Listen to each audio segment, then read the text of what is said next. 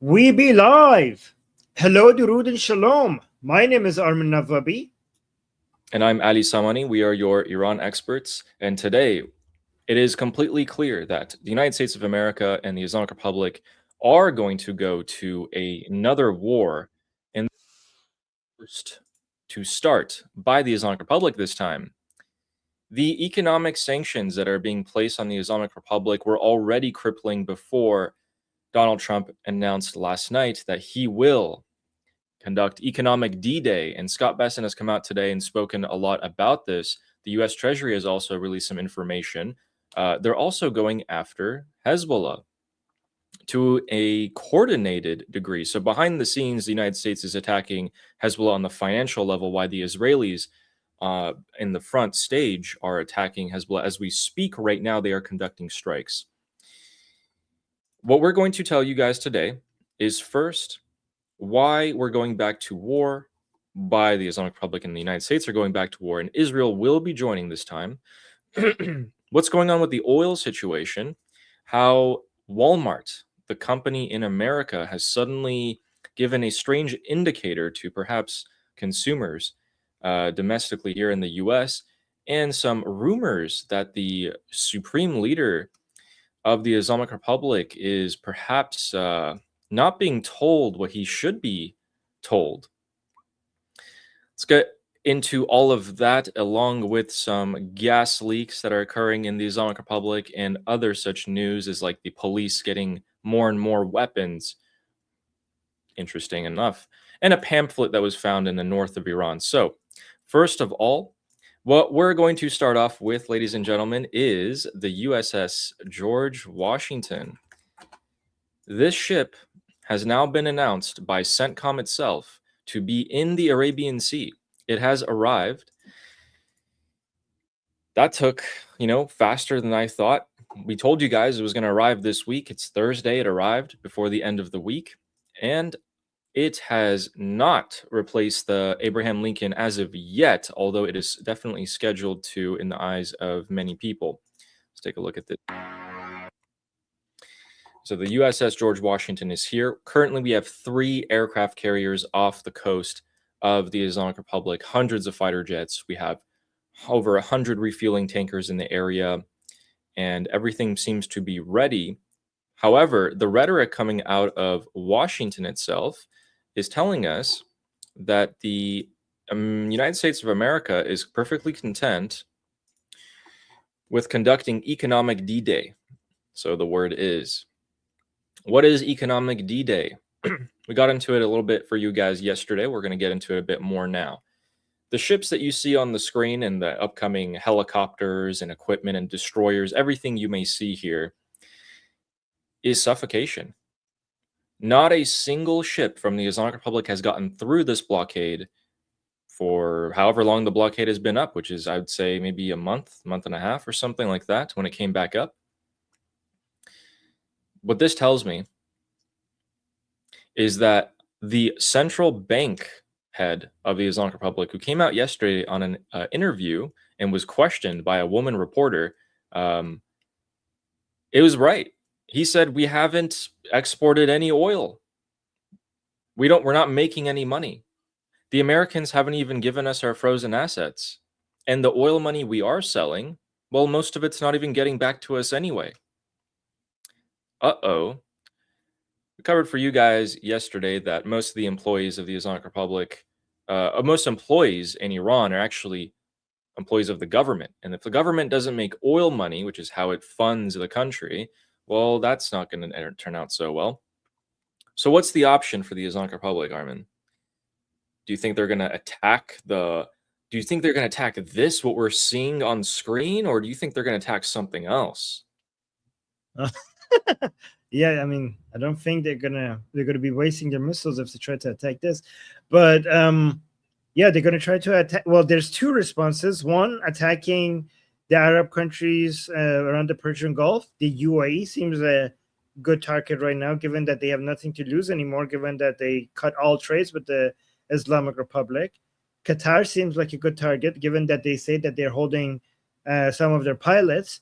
But I think at the same time, as they're going to lash out, there are parts of the Islamic Republic that is really, really pushing for a surrender because they don't think that they're going to be able to achieve anything with attacking. So there's two extremes are coming out of the Islamic Republic. One is going to go for full attack mode. The other one is now going for full surrender. They pulled out Khatami. I don't know if you saw that Ali Khatami is now making a reappearance, which shows that there are many people within the Islamic Republic are desperate and they don't think military escalation is going to do anything, and they feel so desperate to get out of this economic blockade that it's on them that they pulled out Khatami, which is basically the king of a reformist, basically. So it's a sign that they're desperate to. Some people are desperate to basically surrender to the United States. That rhetoric is becoming more and more common within the Islamic Republic. We're seeing that rift that we saw a couple months ago return. One side, hey, let's negotiate. One side, no, we're not going to negotiate.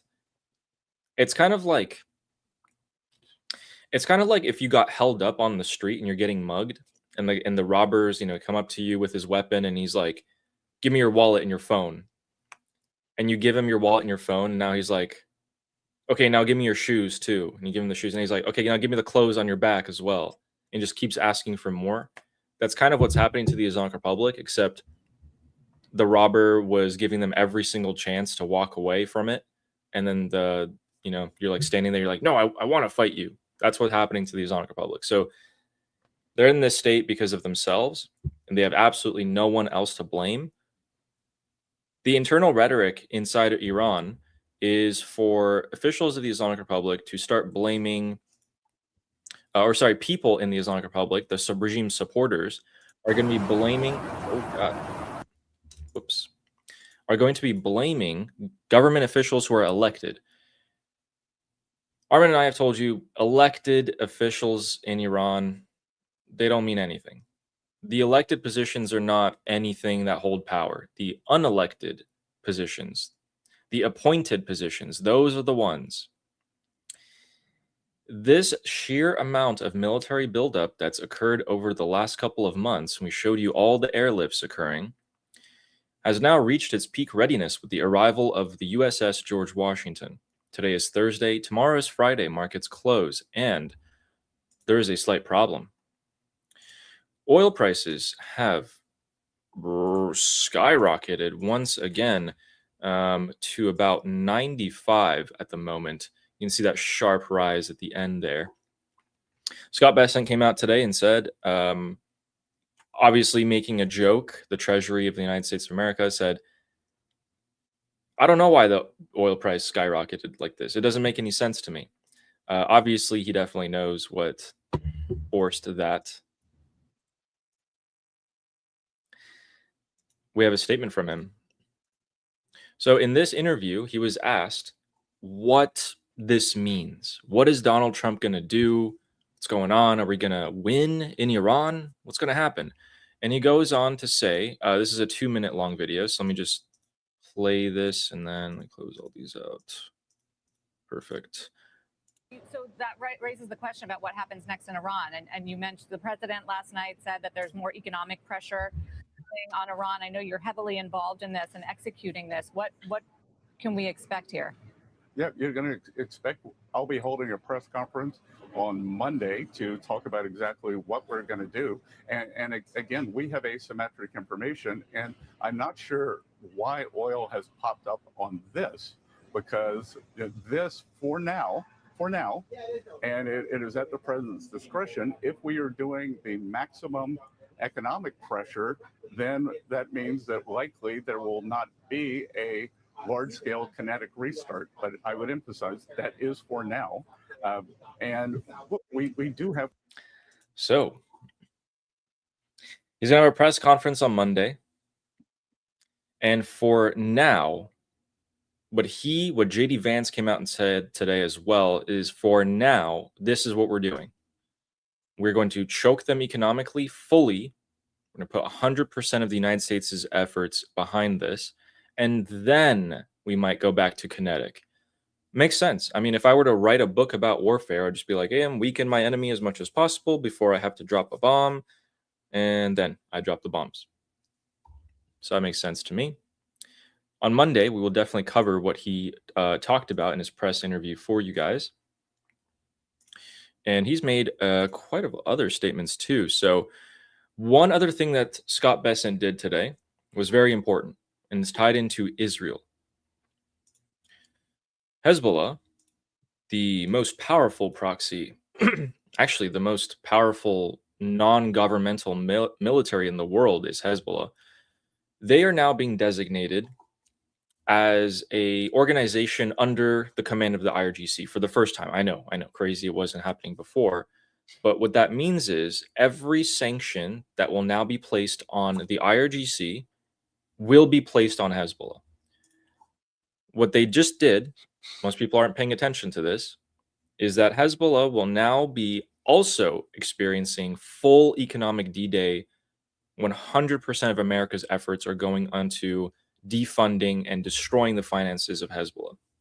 They already designated 10 individuals who are financiers for Hezbollah as a start, and they're just continuing on from there.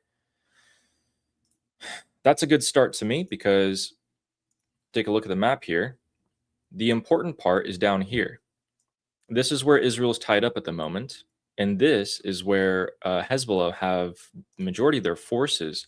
So Ali al-Tayr Ridge, which is coming under attack, and I will tell you what is going to happen to that imminently, is going to be a key indicator for us. This is what we're looking at. The blue arrows on the right are the Israeli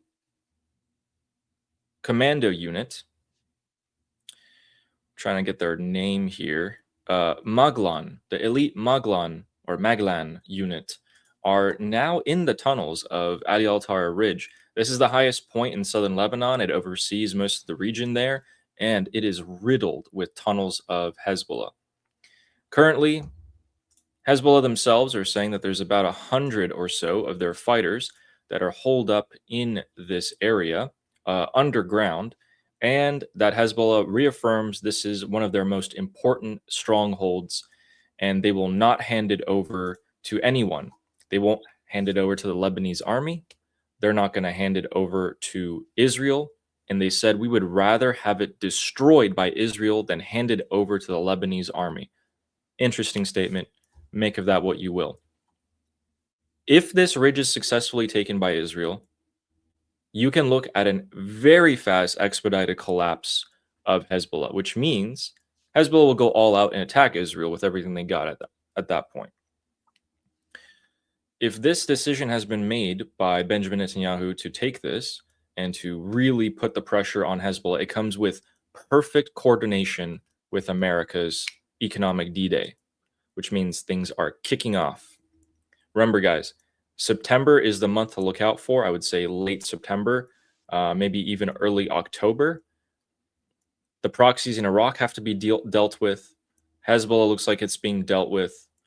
Everything's in position. The economy in Iran is also getting obliterated. And we'll take a look in the coming weeks to see how that's going to continue out. Key things, Ali al-Tayr Ridge, if that gets taken, no, we are getting 2 or 3 steps closer to a war here. And Turkey is looking at this with open eyes. They're waiting to see what the elections in Israel will bring. Is Benjamin Netanyahu going to get replaced or not? If he gets replaced, the Turks, who have been building up military bases in the north of Syria and the north of Iraq, are quite expansionist. And they're taking a look at if they could see, are we going to go to war with Israel or not? Because the Turks would love to do that.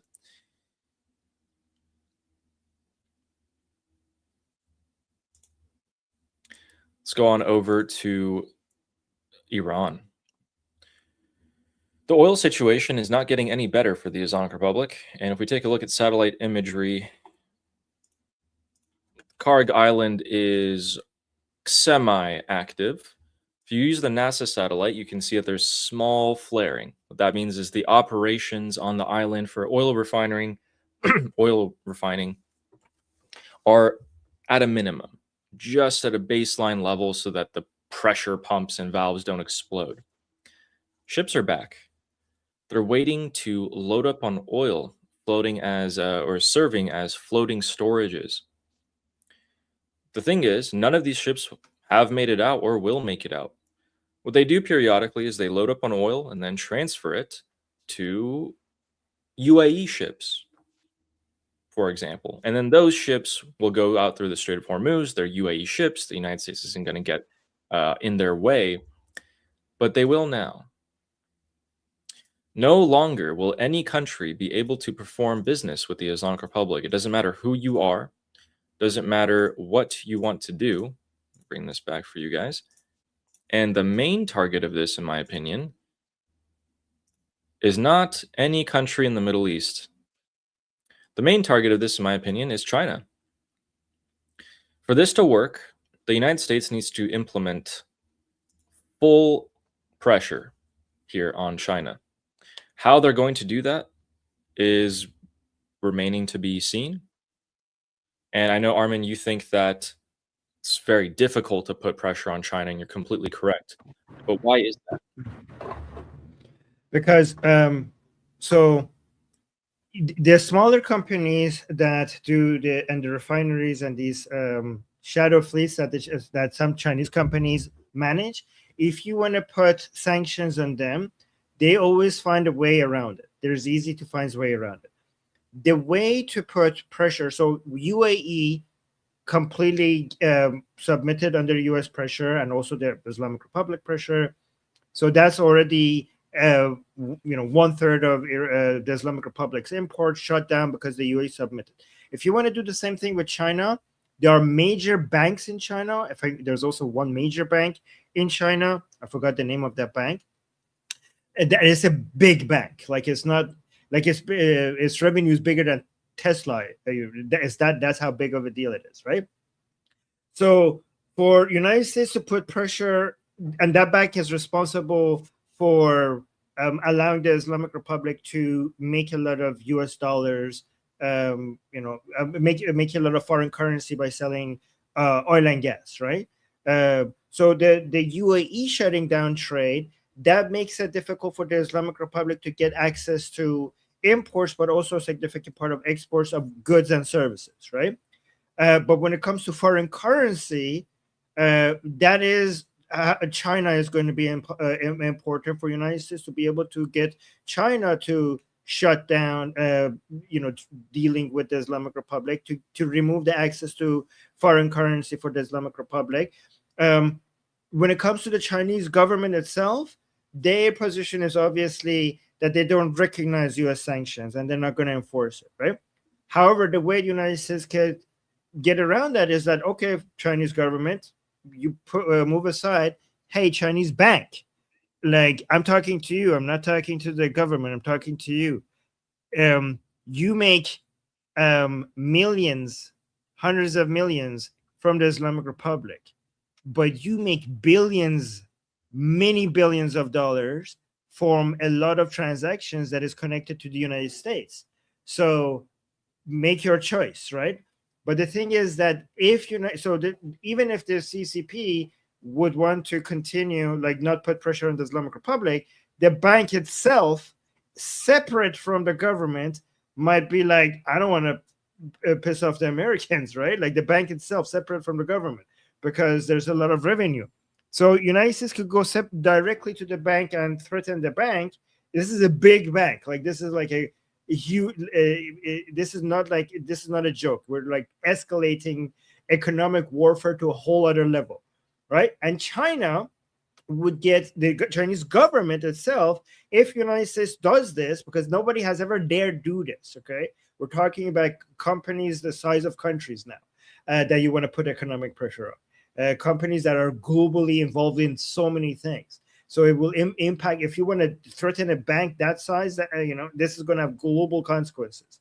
And if United States goes that far, China will be very angry, and China has more ability to push back and cause headache for United States relative to the UAE. Okay, like obviously China is going to become a bigger deal to push back against its major bank in such a significant way. So that is more difficult to pull off than the UAE. But if you get the combination of the UAE pulling out and not doing import and exports with the Islamic Republic, but also if you manage to, especially this one bank, I'll find the name of the bank, I'll tell you what it is. But if you manage to also get this from China side, then it's over. It's like game over. Like no access to so much of your import export, plus no access to foreign currency. Like that is, but that is a big whole, like, you know, the isolation is still not complete unless you fix the China problem right now. Here's an important part. Moving on to targeting China. Hengli, name of the bank. Hengli Bank. Gotcha. See, look, some Hong Kong banks were already sanctioned by the U.S. over the past couple of months. And now it looks like we're going to be upping that to a huge extent. Here's the thing.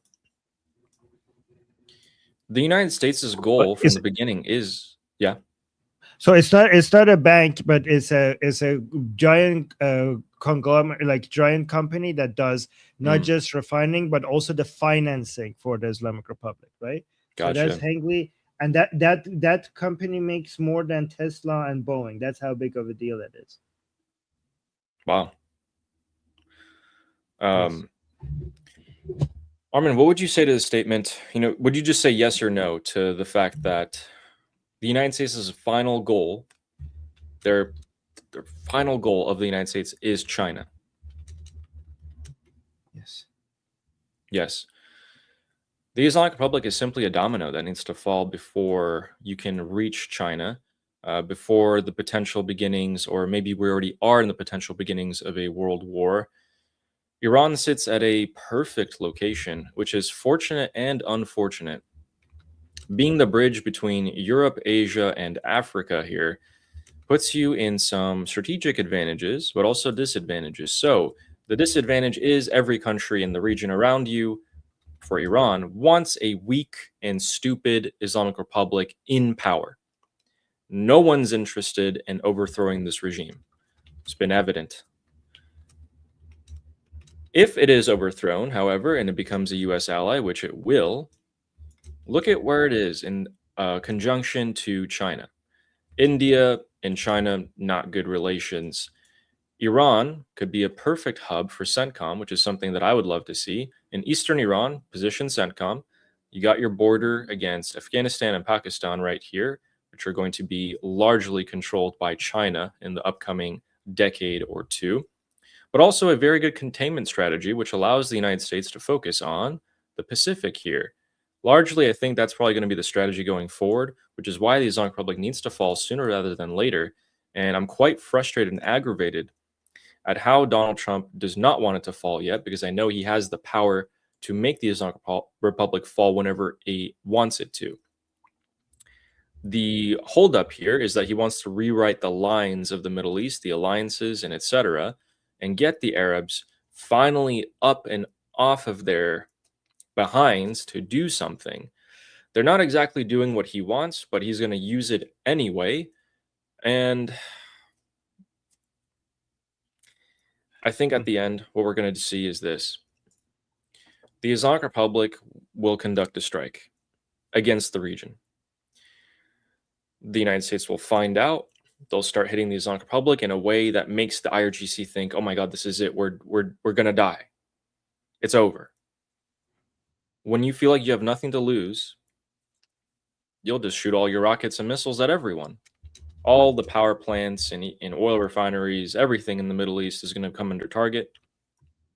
The Arabs are going to suffer massive damage because they signed a pact with Turkey and Pakistan. That's not going to save Saudi Arabia. All these countries you guys see here, ladies and gentlemen, do you know how long it takes for a ballistic missile to reach from this side of Iran to the other side of the Persian Gulf, onto Kuwait, Bahrain, Qatar, and UAE? It takes less than 2 minutes. Less than 2 minutes.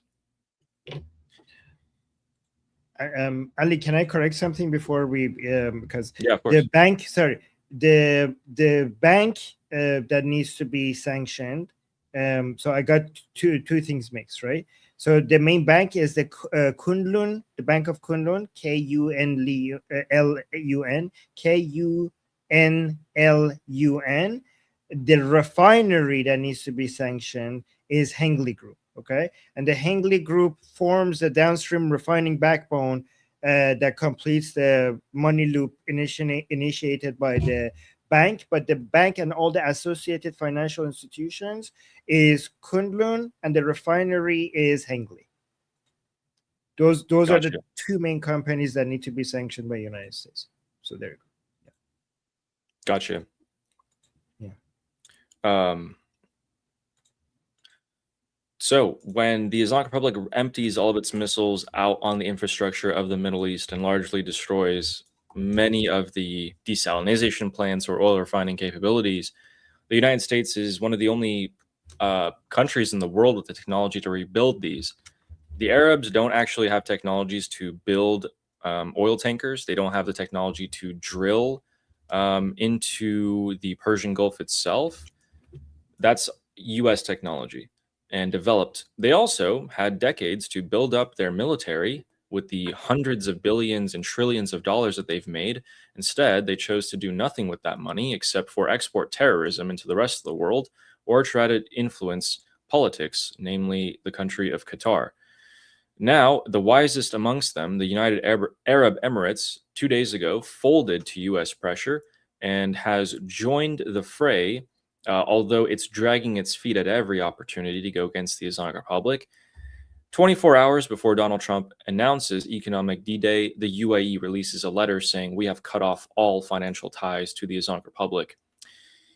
That tells me that they're in on it. It tells me that they know. So, the Islamic Republic is left with a grim reality.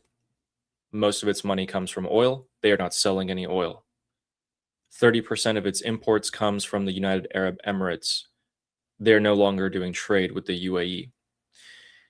90% of its oil is bought by China. China is not buying any of their oil anymore. They are sending their tankers through the Strait of Hormuz to go to Iraq and Saudi Arabia, who have been massively undercutting prices to still make money. The Islamic Republic can't undercut prices any more than they already have. And that is why this week we saw 2 Chinese tankers get turned around by the IRGC and even targeted. Why would you bite the hand that feeds you? Well, because it no longer feeds you, and you're a rabid dog, namely the IRGC. These are the conditions that tells me that we are going straight back to a war with the Islamic Republic, no later than the end of Trump's term, although my heart of hearts is telling me it's going to be potentially way, way sooner than that. On Monday, Scott Bessent will talk about what he's going to do to the Islamic Republic. That is going to be a key indicator, depending on how much he says, of course, on what is going to come after. Let me take a second and just read the most recent news, which are just that Israel is conducting some pretty massive strikes on the south of Lebanon at the moment. All right. And then the last point I wanted to make about economic D-Day, it's kind of funny to me. The Islamic Republic has been hitting all these countries, Iraq, Kuwait, Bahrain, Qatar, UAE. They hit them. They even hit Oman. Okay, they hit Saudi. They hit all of them. That automatically pushed a lot of these countries more towards the United States of America and other countries and further from the IRGC. So now that Trump has waited for that, mistrust and fear to take hold and given them opportunities to come under the protection umbrella of Israel and the US, now he's saying, I'm going to push you guys a little bit more. I'm going to do economic D-Day against the Islamic Republic. What does that mean? It doesn't just isolate the Islamic Republic. It means every country that does trade with it will also be slammed with tariffs, with sanctions, with everything that the United States can put on it. What does that do? It pushes you away from the Islamic Republic. Again, something that you already wanted to do, and now you're just pushed push to do it faster. Guys, if the trolls want to comment, that's totally fine. Just leave them. It's, you know, I would never go into someone's chat and just start trolling for attention, personally. But the fact that they are, it's just more engagement, I guess. I don't really know. Oh wow, I like it. I like it. Wow, Ali has the same policy for his channel. That's good. I kind of like, yeah, it's all good. Just keep it coming. Just keep it coming. Keep it coming. As long as it's not spamming to the point where people make it difficult for other people to use the chat. That's the True. way. Yes. Okay. So, ladies and gentlemen, Armin, there's a rumor. Guys, this rumor is started by Channel 14. Okay. So it's not the most credible. We know Channel 14 of Israeli news. It comes up with a lot of weird stuff, let's just say.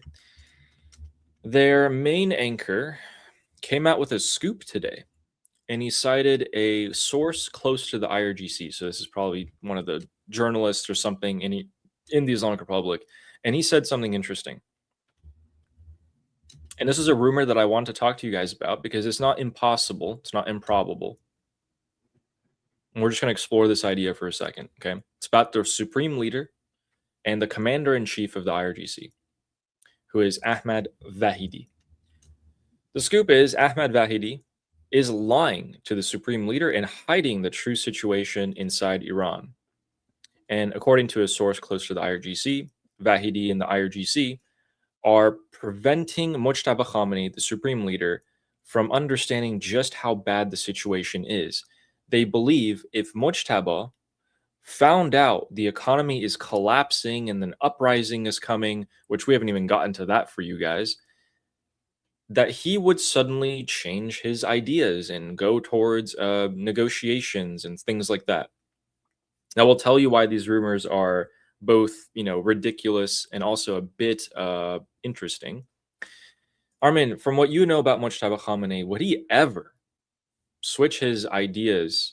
This guy is more radical than his father, Khamenei Senior. Would he suddenly be like, okay, yeah, let's go talk to the Americans, let's go, economy is collapsing, I care about the economy?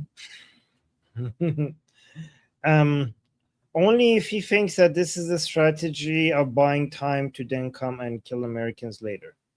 Only if that's. But his goal is to destroy Americans. His goal is to annihilate America, and that was fundamentally will always be. I don't know how he's going to behave if he feels like completely helpless, but likely not. Yeah. If he's alive, by the way. We don't know if he's alive. So then this is further pushing the idea that someone is controlling Mujtaba Khamenei, that he is perhaps alive, but on life support, and doesn't really know what he's doing. Somehow his best friend, Hossein Taeb, becomes the right-hand man of the Islamic Republic at the moment. And then they put a stooge, an actual, room temperature IQ person, as a puppet to lead the National Security Council, who decides, are we going to war or are we not? A lot of weird things are happening behind the scenes here. A lot of the top officials of the Islamic Republic are quietly, once again, picking sides. Behind the shadows, they're forming their own alliances, etc. It kind of reminds me of the last few years when they knew that Ali Khamenei, former supreme leader, was going to pass away. He was in his late 80s. When that happened, they could take a bigger piece of the pie. I feel like the same thing's happening at the moment. What do you think? Yeah, there's a vacuum, and there's a struggle to see who could take most advantage of the vacuum of power. Is that what you mean, basically, right? Absolutely. And who is positioned to take most advantage of this? Wow, that's very so. Ghalibaf seemed to have the upper hand, but as we predicted correctly, his power is very dependent on Americans. So not him. Abdullahi is a good candidate. Zahidi might be a good candidate. Abdullahi is not looking a lot more stronger. Hossein Taib is a good candidate, right? You know, all the people you just said, they're all holding a position of power with guns. They all have henchmen with guns under them. What's that? Why is that significant here? Yes, that's a good point. Because political power comes in three forms: military power, economic power, people power. You know, basically popularity, or how many people support you. And among all of these three political powers, military power is the one that is directly the most powerful, the most important. Directly, like if when you have it, that is the most influential. Long term, the calculation changes, but immediately whoever has the most guns wins. Whoever has access to the most guns wins. Short term. Long term, long term, whoever has the most support wins, but short term, whoever has the most gun wins. So there is a report coming out of the Islamic Republic by DEJ, and it's quite interesting. By the way, guys, everyone who Armin just said, who now has power in the Islamic Republic, they're all warmongers. Yes. Here's this report. Police across the country in Iran have, under the pretext of wartime conditions, are now being each issued a Kalashnikov, an AK, and 150 rounds of ammunition each. That began August 16th, 4 days ago. So over the past 4 days, police across the country are now being armed with war weapons. Kalashnikov rifles are not used to conduct law enforcement operations. Otherwise, police in America would just be walking around with ARs, in their hands. That's not what we're talking about here. And 150 rounds each. That's ridiculous. So they're starting off with the regions that have more issues. So Sistan, Balochistan, the southeast of Iran here. This area just actually saw another assassination of an IRGC aerospace officer this time. Can't show you guys that clip. It's too graphic. It's done by a security camera. But when I looked at those assailants, when I looked at those people get out of their car and conduct this assassination, they looked very well trained. They looked fully in coordination with each other, although they committed the same exact combat mistake that they did in a few months ago. They might even be the same people. We showed you guys a clip a few months ago of the same people taking out another IRGC officer.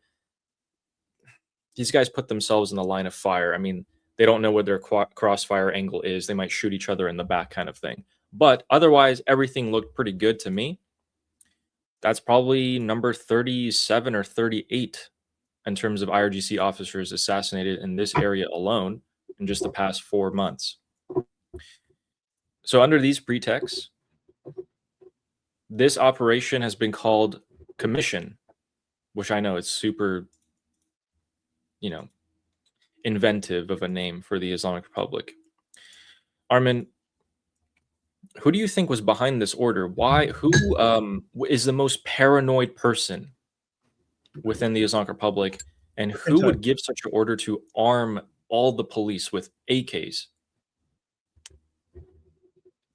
If I had to guess, Hossein Taib.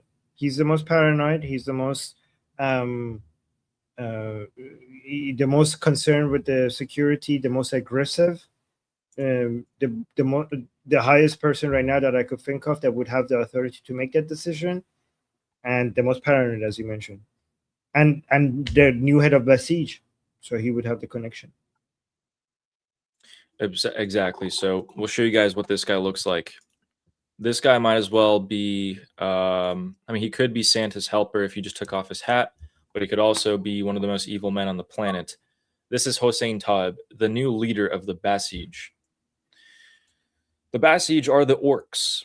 If you guys watched the Russia-Ukraine war in the past few years, you can see that a lot of Russian soldiers are named orcs. Why? Because they're heavily indoctrinated, don't use rationale, just brute force. And Okay, you're being racist now. I can't tolerate this anti-orc hate. Okay, like let's chill down with the orc hate. Okay, but okay.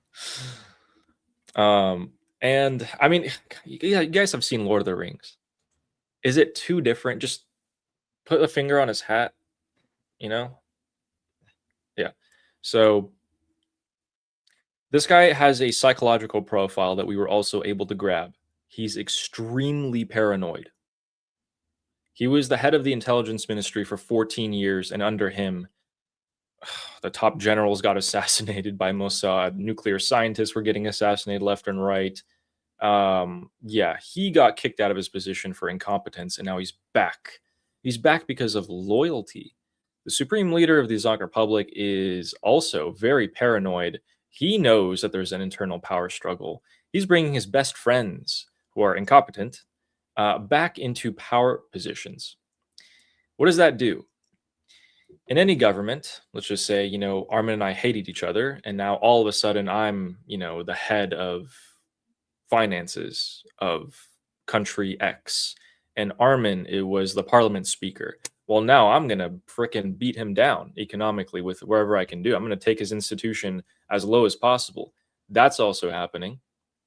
People here are using their power to constantly fight each other within the Islamic Republic, which is weird because foreign media will tell you that the Islamic Republic is a united monolith and they're stronger than before, and they have a new order in the Middle East. No, these people are fighting each other behind the scenes, in front of the scenes. They're paying people to go on the streets and protest against another section of the government so that they look better.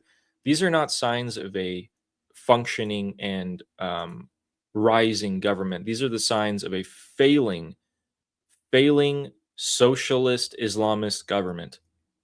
It's not going to get any better for these people.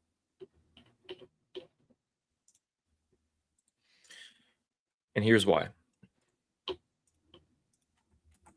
This is a senior member of parliament for the Islamic Republic, Ebrahim Azizi. He just issued a threat to the United States of America, which, how dare you, by the way, who even are you? Says, we are watching your every move. Any further mistake or miscalculation will carry consequences far greater than before. End presence in the region immediately, before it is too late, and accept Iran's new regional order. Okay, buddy. Well, again, this guy just you got placed on a list, or if he was on a list, he's higher up on the list now. He's not the only people talking like that, though. Got members of parliament saying that, okay, these are the same people who will scream death to America in their open parliament session. You guys just imagine if Congress had a session where they're just screaming death to, the Islamic Republic. Like, that's what's going on. You also have people very, very close to the supreme leader and the top IRGC commanders coming out and saying this. Iran's military response to America's economic attack is both necessary, reasonable, and timely. Now is the best possible time for escalation by Iran, far better than the night of the ceasefire. It's not just us when we're telling you that the Islamic Republic is going back to war. It's not us, it's them. Believe us and believe them. They are telling you that they will do this.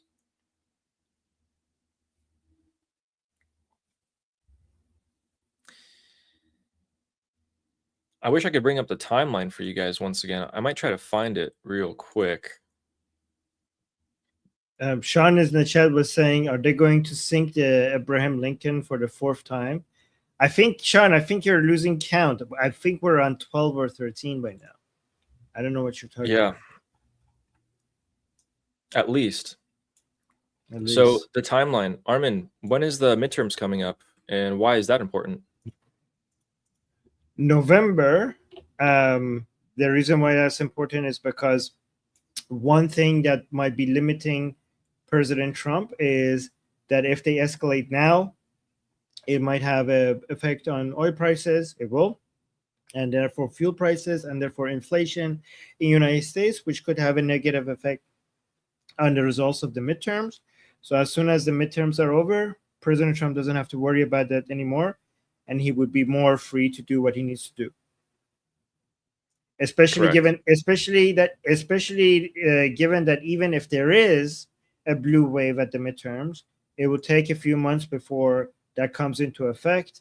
So President Trump would have around 2 months that he doesn't want to have to worry about anyone's votes anymore, and the Congress will still be the Congress that is right now.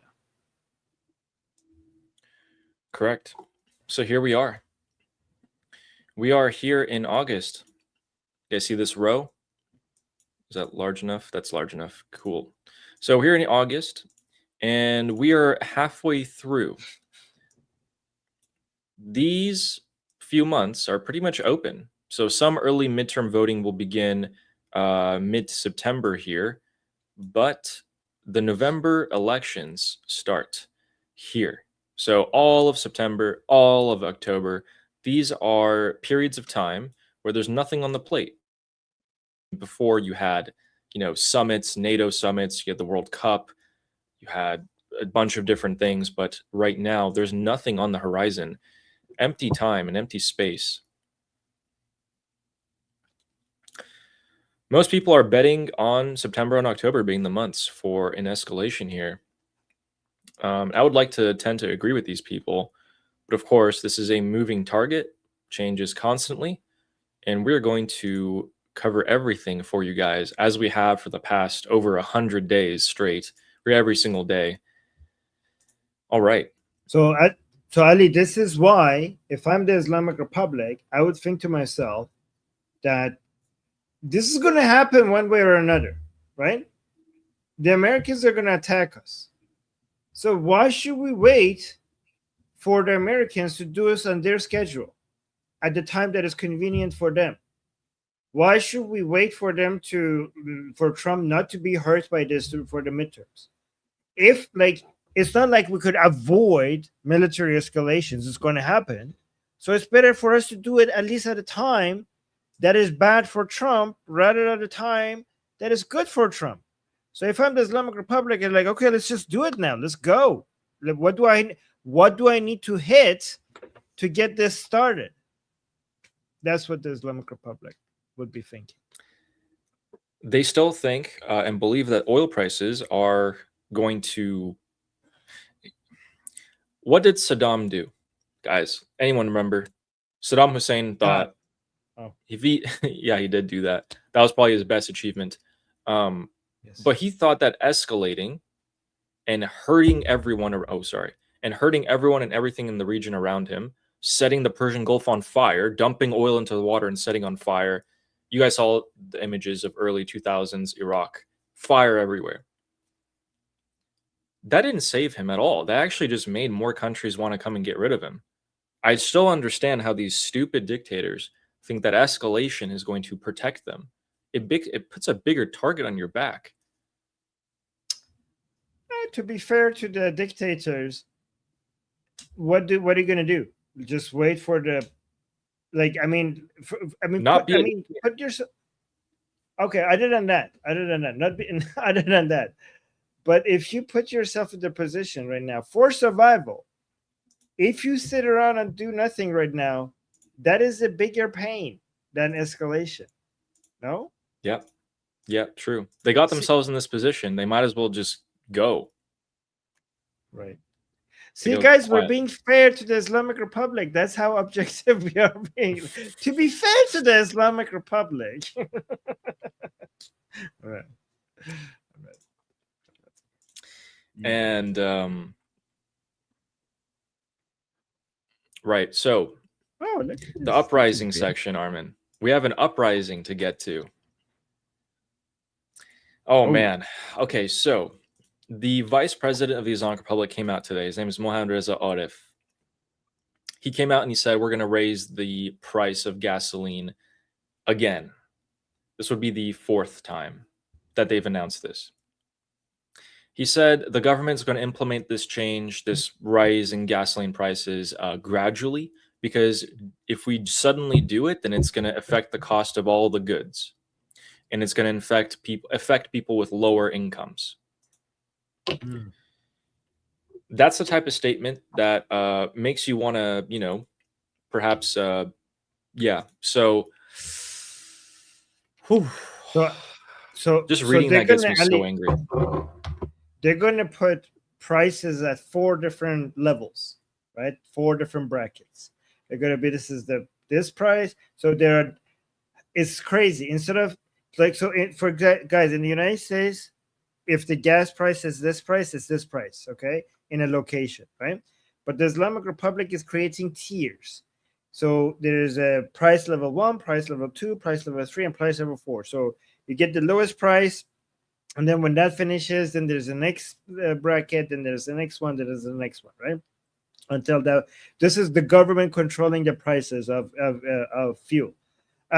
So what I think is going to happen, instead of the price being at this level and it then jumping to a higher level, they're just going to pretend like this level still exists, but there's also another bracket where it's at a higher level. Like, so let's say 11 cents and like 70 cents, right? But then soon this bracket at the 11 cents one is just going to be there, but it's never going to be available. So every time you're going to go to fill up your tank at the 11 cents price, I'm like, oh, we're out. And then you're going to go to the second. Then you're going to go to the second bracket. Like, can I get the second one? They're like, nope, not available. They're going to go to the third one. Is it available? Not available. So effectively, it's all going to be the highest price. So they're making it seem at first that they're going to have 4 different prices, but the plan is that eventually the highest price is going to be the only one that is available.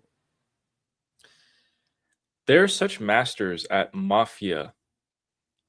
That's Right. all they do. It's just mafia tactics. I mean, it's worse than mafia. Can I show you? You know why is it? Can I say something about this? Because it's worse than mafia. So you know what the mafia does? The government this is how the mafia works. The government makes something illegal, and the mafia is like, I could sell that illegal stuff, and because it's illegal, I will sell it at a higher price. So the Islamic Republic is like the mafia, but the people who make it illegal are the same people who are now selling it to you at a higher price. So it's you are the government. So for example, they ban access to YouTube, Instagram, and WhatsApp. They ban it, they filter it, and they themselves will then sell you the VPN to bypass their own ban at a higher price. So it's like the mafia and the government at the same time. Yeah, it's crazy. They ban something and they sell you how to go there around their own ban. They make it. Guys, I mean, Armin, there's no shortage of curses. Yeah. I can do them in both languages, Farsi and English. There's no. We can be here for an hour. I will go on and on about how I truly feel about these guys. Okay. I'm going to show you something, perhaps a little funny. I don't know if you've seen this or not. Armin, who is this? This is Mujtaba Khamenei's wife's father, former father. Did I get it correct? Yes. Okay. Yeah. So let's see what he has to say. گزافه‌های افزایش احترام در مورد تنگه هرمز باید چه پاسخی بهش داده بشه هم توسط دیپلمات‌ها هم نیروهای باید بگیم تنگه Oh my god. Wow. Oh man. Are these human beings, by the way? I mean, come on. That looks like a cartoon character. Tangy. Oh my god. Guys, someone said Ghani. Amir, that's not Ghani.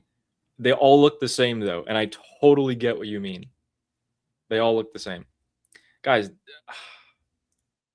anyway, just for the jokes, we don't have to respond that. How do we even translate that? We shouldn't. I don't think it's a good. No. So guys, in Farsi, tang means tight, and Tangeye Hormuz means Strait of Hormuz, or like the narrowness, the narrow strait. It's tight. And he's like, tange. So Yes. he's using the same just word, means- but has two different meanings. Yeah, so it literally translates to the strait is tight. It's tight, right? But I don't know, it's kind of like saying the strait is straight, right? The strait is straight, but it means the strait is tight. He's But like, it just the reporter's like, so what would you say to Donald Trump's announcement that the Strait of Hormuz is, now open and they under their control? Tangy. Well, the Strait of Hormuz is tight. Okay. He thinks, okay, so it's just a bad joke. It's a dad joke that he thought he was being very clever saying it. And people are making fun of him all over social media. So, Right. That's exactly what it means. But it's like somebody saying, no, Armin, that's not what it means. It's exactly what it means. Armin, do you mind reading a couple Stop of super saying chats? it like I want to say it like that. What the hell? I'm gonna grab some water real quick, and I will be right back. Somebody was telling me in the chat that I'm drinking pickle juice. This is not pickle juice. This is ginger tea. And then, guys, when I'm back, we'll go through the allogram section where I go into the IRGC group chats. I'll give you guys their messages. I'll be right back. Yes. What did he say I'm doing? Oh, okay. Actually, I'm going to do something else. I'm going to show you a funny video from Iran, okay? Because I want to do the super chats when Ali is here. By the way, Stanley, thank you for the very generous super chat. Let me show you this, okay? So I wish Ali was, you know what? I should show this to Ali when he's back as well. I want to get his reaction. So this woman, okay, this woman, maybe I should play this when Ali is here. What do you guys think? Oh, why am I not in the middle? Okay, I'll just play it. Okay. So this, okay, I'll just play it and without context. Let me see if you guys understand what's happening. توقعی که یه سری از مردم ایران از خانم‌های غواص دارن.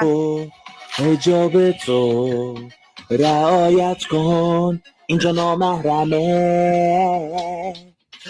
El sorello io muserisu. El sorello you can marry Benny Hoshin. Okay. So he's saying, okay, Ali's back. So she's saying that this is how they expect us. Wait, this is what they expect from us when we're swimming here in Iran, right? So the regime is, I saw this. Okay, so you saw this?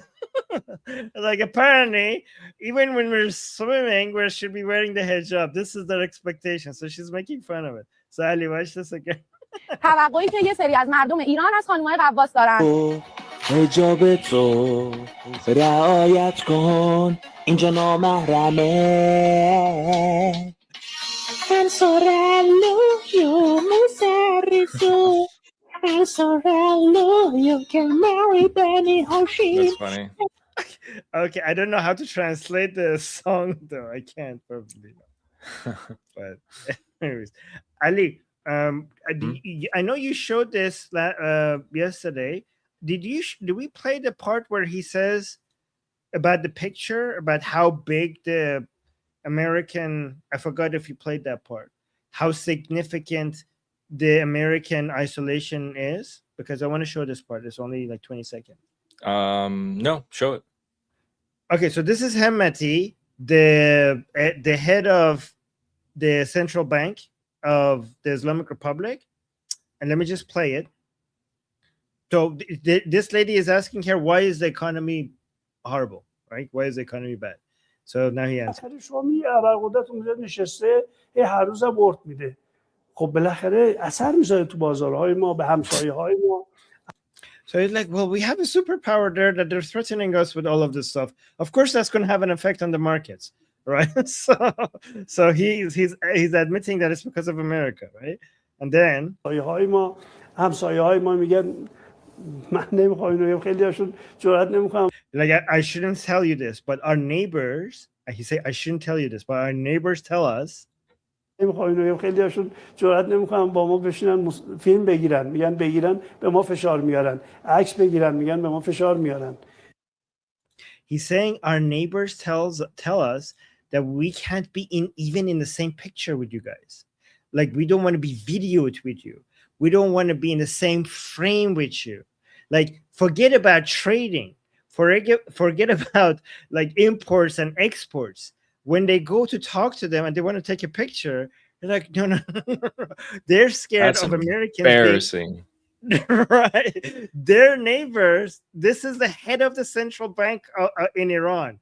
Says that our neighbors of Iran tell us that we can't even be in the same picture. Don't take a picture of us being next to you because they're afraid of what the Americans would do. That's how significant the American pressure is on these countries.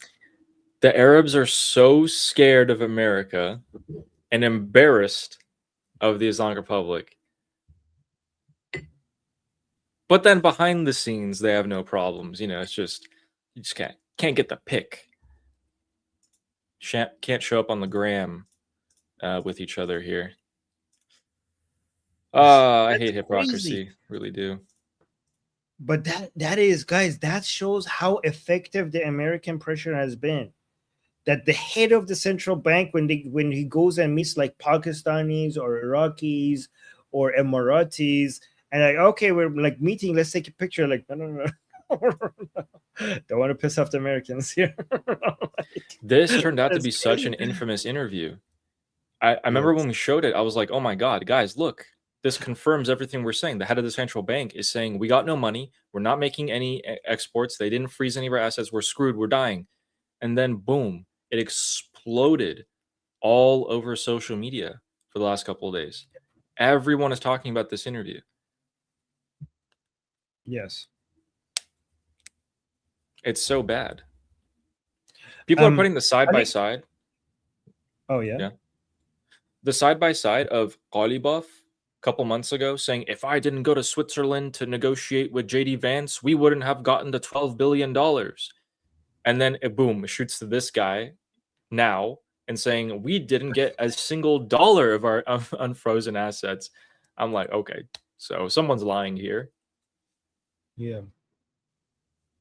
Ali, did we show this on your show? Or no, what is it? Okay, so this is a man in Iran. He posted this video.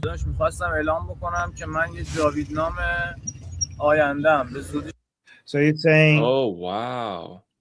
He said, like, I just want to officially announce that I'm going to be a future Javidnam. So a Javidnam, for people who don't know, are people who go to uprisings and protests and get killed, and their names become immortal, last forever. So he's basically saying that he's probably in the future going to go participate in an uprising and die, and he explains why. When you guys hear the 50,000 plus number that died in January, those are all Javidnams. Yes. So he says, I'm a future Javidnam. Pretty soon my name is going to be immortal. I'm going to die. Now that I'm alive, I'm going to tell you that I cannot deal with this life.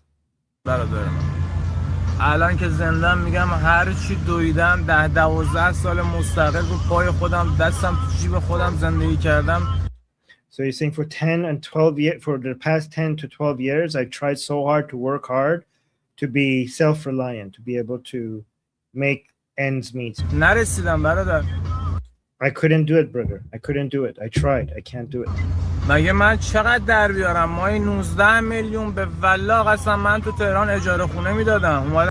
Like how much could I even make? Like when I was in Tehran, my rent was 19 million. همینجا الان 12. So now I'm here and now my rent is 12 million. میدم. باشار. آخه چه خبره برادر؟ چقدر خورد و خوراک روزی 1 میلیون. Like what's happening? 2 میلیون باید every day I have to pay 1 million, 2 million just to be able to eat. خورد و خوراک بدیم. ماشین رو جرئت نمی‌کنیم تعمیرگاه ببریم، نه کولر داره نه هیچی. کولرشو بردم درست کنم یارو میگه 20 میلیون خرج کولر. Like I'm so scared to even go take my car for repairs. I don't have any aircon in my car. I tried to go get aircon to to repair the aircon. They told me it's going to be 20 million. He's laughing. Like, who has 20 million to pay to fix the aircon? آقا جان من نمیکشم داداش. And like, I give up. I can't do it. من کمر خم کردم. I'm bending the knee. Like, I'm giving up on life. I'm bending the knee. من نمیکشم. من یه I can't. I surrender. جاویدنام آیندم برادر. I'm a future Joe Vietnam. So he's basically saying, I'm just going to go to the uprising and die. Like, I'm just going to go protest and die. Basically. And he's going to go to the uprising. Yes. You guys heard that part too, right? Yeah. So saying I'm going to be a future Joe Vietnam just comes with the message that I'm going to go and join the protest and to be killed. He's going to be in the next protests. Yeah, this is what I mean. When I say that people don't have any choice, they have to go back out again. Yeah. They got no choice. Ali, today I was listening to the news, and they went back to a story of this mom of one of the Joe Vietnams who died in the January uprising. And apparently she has been going to the grave of the mother of the Joe Vietnam. The mother of the Joe Vietnam, she has been going every night for a while on top of the grave of her daughter because her daughter is afraid of the dark. So every night before it gets dark, she would go on top of her grave and stay there because she was afraid that she's alone there and when it gets dark. And I don't know, I was just hearing that and it broke my heart. It's severe. Many of these, yeah. Severe trauma. Yeah. Yeah. Many of the stories are now resurfacing. And so many more, by the way. Keep in mind, that 50,000 plus number you guys heard in January conducted over 10 hours. That is the most conservative estimate, by the way. Not counting all the bodies they hid, all the people who couldn't come out and say, yes, us too. We also had a Joe Vietnam in our family. Someone was killed. None of those. Only after will we start to truly realize the extent of the massacre committed on humanity here. So we have a couple, one more quick thing for you guys in terms of a gas leak in Tehran at the moment. And when we say gas leak, we mean, what do we mean, Armin? What do we mean by gas leak? By gas leak, we mean there's nothing to see here. This is the same. This is normal. Don't go look away. This explosion is not by Mossad. It's not by any Joe Vietnams. This is just normal everyday life. Things just go boom, boom in all countries all of a sudden for gas. Totally leaks. normal. Yeah. Totally normal. Yes. Armin, when you lived in Iran for over 20 years and, you know, because when I lived in Iran, this never happened. I'm just wondering if when you lived in Iran, was that normal or? Yeah, no, I lived in Iran for 20 years and we didn't have this many explosions around us or gas leaks. But all of a sudden when I left, I mean, in the past few years, apparently we have a huge gas problem everywhere, including on buildings that don't have gas yet connected. This is interesting. Sometimes, guys, we have explosions sometimes we have gas leaks in buildings with no gas. Interesting. So interesting. That's, quite strange. Ladies and gentlemen, it's time for our fan favorite section, Alligrams. I'll go into the IRGC group chats and grab their messages, and then I'll show you guys what regime supporters are truly thinking and feeling. So our first one is here by this person. We'll translate this for you guys. I'm going to have to refresh this page. All right. So this message is kind of a doomer message. The Islamic Republic is not doing too well, and their supporters don't believe this either, saying there's nothing left in 3 months. What are you talking about? This is going to be better said in Farsi. I mean, could you read this for us? But basically, what this guy is saying is that what do you mean in 3 months? We can't last 3 months. There's nothing left of us in 3 months. But yeah, go ahead and make your deals or whatever you need to do. Sure. Oh, you're muted. Yeah, so the original news was about something that is going to happen in 3 months. So this person is saying 3 ماه دیگه چیزی نمیمونه ازمون. دلتون به چیا خوش کردین. So he's saying 3 months from now there will be nothing left of us. What are you hoping for? برای توافق کنین تموم بشه این همه بدبختی گرفتاری بابا. So like just go and make your goddamn deal. We're screwed here. Like he's like, I'm done. Just go make a deal so that we could be over with it. Regime supporters giving up on the daily. And that was the first one. The second one is this one. This is another regime supporter. When you see them talk about the officials, when they say the government officials, they're talking about their own government, like the Islamic Republic. So these are regime supporters saying, hey guys, can someone please tell our government officials that like what the F is going on? What is this situation? Have you prepared at all for this scenario? For example, I'm sick. The 2 medicines that I need are making my nerves worse. And today, like not taking these 2 medicines that I need makes my situation worse. So today I went to buy my medicine. 1 pill of Lobel, the thing that I needed, costed 250, which is 150,000 tomans. So what, I can't afford it. What sin did we commit? We were born in this country. Then if you go and protest about the situation, they're going to label you as a spy who betrays the homeland. This is the path that irresponsible officials are taking us. We're going to turn into Turkmenistan or something. People are already at the end of their wits. I know your sin. I know your sin. I know your sin. I know your sin. It has like Mas'ulin, the official. It was you, and your sin was America. You were the ones. I know you. I've seen you. You've been chanting death to America. That's your sin. That's what did it. It's not the official. It's you and your ideology. What was my sin? You declared war against the world superpower and you think it would have been no consequences? Like, oh yeah, let's go destroy the world superpower. This is the consequences of that chant that you've been doing for the past 47 years. You did this. Official. Then they play victim. Oh, I can't afford the medicine, but I've like plundered the wealth of the Iranian people for 47 years. But now prices are too much. Let's take a look at the newspapers. By the way, if you guys missed Alligrams this week, please go back and watch them. You guys will be in for a treat. Look at this.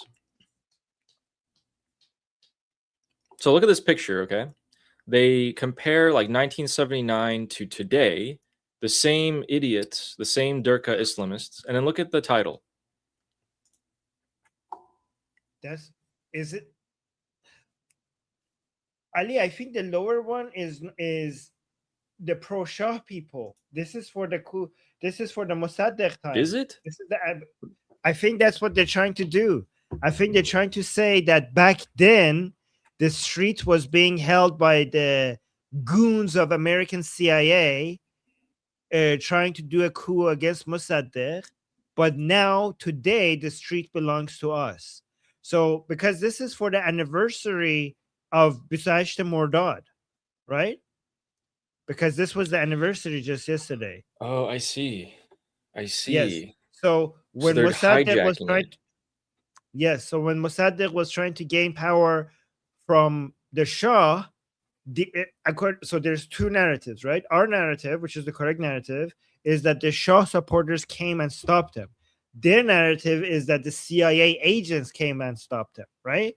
So that's the people they're referring to at the bottom, which is like, oh, these are the the Latayim, I don't know, the violent pro-Shah people. They held the street and removed the choice of the people.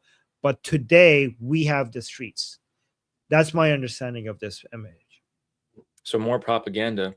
And then, guys, on the front, on the headline, it says, In bar khiyaban dast mardom manad, which means this time the streets will remain in the hands of the people. Yes.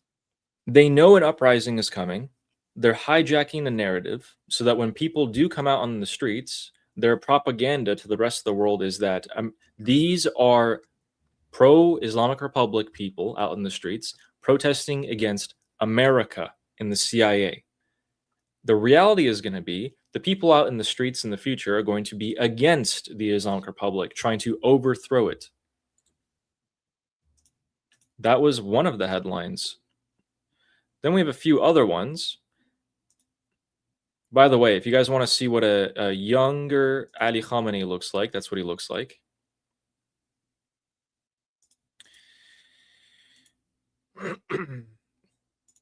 And then there was this one.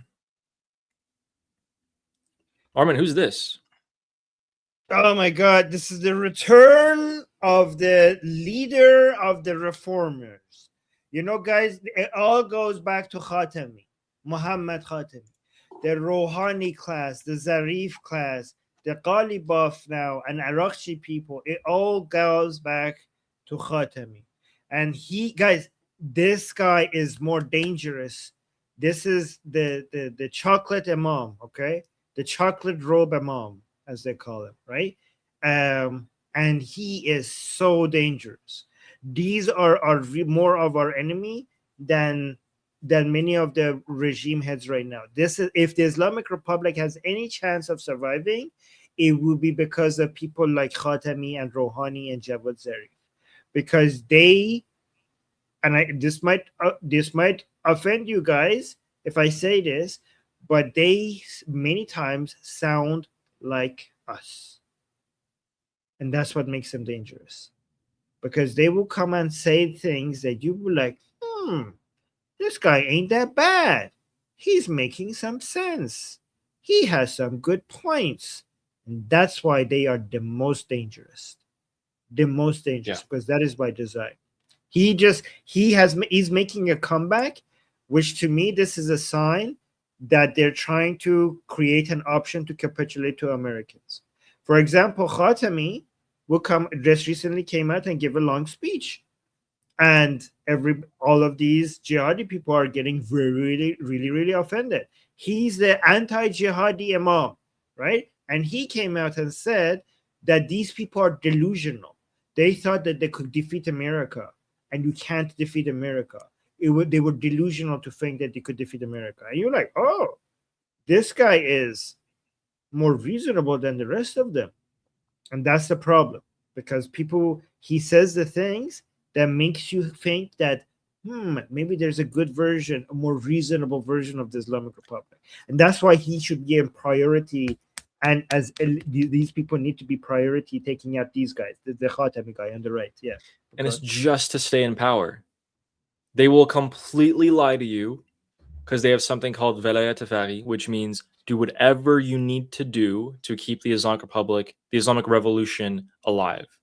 If you have to eat bacon or, make your wife not wear hijab, if you have to do that, you do it. Whatever you need to do. That's the slimiest ideology. It's just like, do whatever you need to do. Take whatever side. Don't stick up for yourself or whatever. That man on the right is emerging now and might be the next Ghalibaf figure in the future who's like, yes, negotiation. We'll negotiate with America and end this. No, they'll just keep power. We want the Islamic Republic gone. We don't want it reformed. We don't care how much it changes. The people of Iran don't look at... every time they come out in the streets, they come out to overthrow the Islamic Republic. Everything that the Iranian people view and look at is with the lens of regime change. Does it help us in achieving regime change? If it does, that's a good thing. If it doesn't, we don't care. He's a former president. Yeah. Very influential president, former president. Then we have our next one. Guys, take it from the regime supporters here. It saying, "We are officially heading towards economic bankruptcy." They also closed the comment section of the Quds Force channel, another Islamic Republic media channel, so that no one can comment because they know how angry and frustrated people are and how they curse at them. I think they will close this place soon too. So a couple things. One, we might not have alligrams anymore if they do close this, Oh, section. Let me see how many people. So so this is about 21,000 regime supporters in this group discussion. This is where I got the No. messages for you guys. no, Ali, I think ever since you've been covering this, I think more people from our side has been joining. I think you have brought people from our side. Yeah, but don't close it down. Ali, maybe you're I know. responsible for them shutting it down. They're like, oh no, Maybe. our enemies are using the messages here to expose us. Shut it down. They're getting censored. So they're across several state media, they're getting censored. They do censor in this one as well. A lot of the times, you guys remember, I will grab the messages for you guys, and then when I come to show you them, I open the link and it's like, boom, message deleted. The admins come in and they erase all the dissent. But here, apart from the censorship, we are officially heading towards economic bankruptcy. That is a narrative that I'm seeing hundreds of people talk about. It's absolutely coming. And it's just a matter of when. How can we speed that up? Because actually, the faster it happens, the better. The more it gets dragged out, the worst.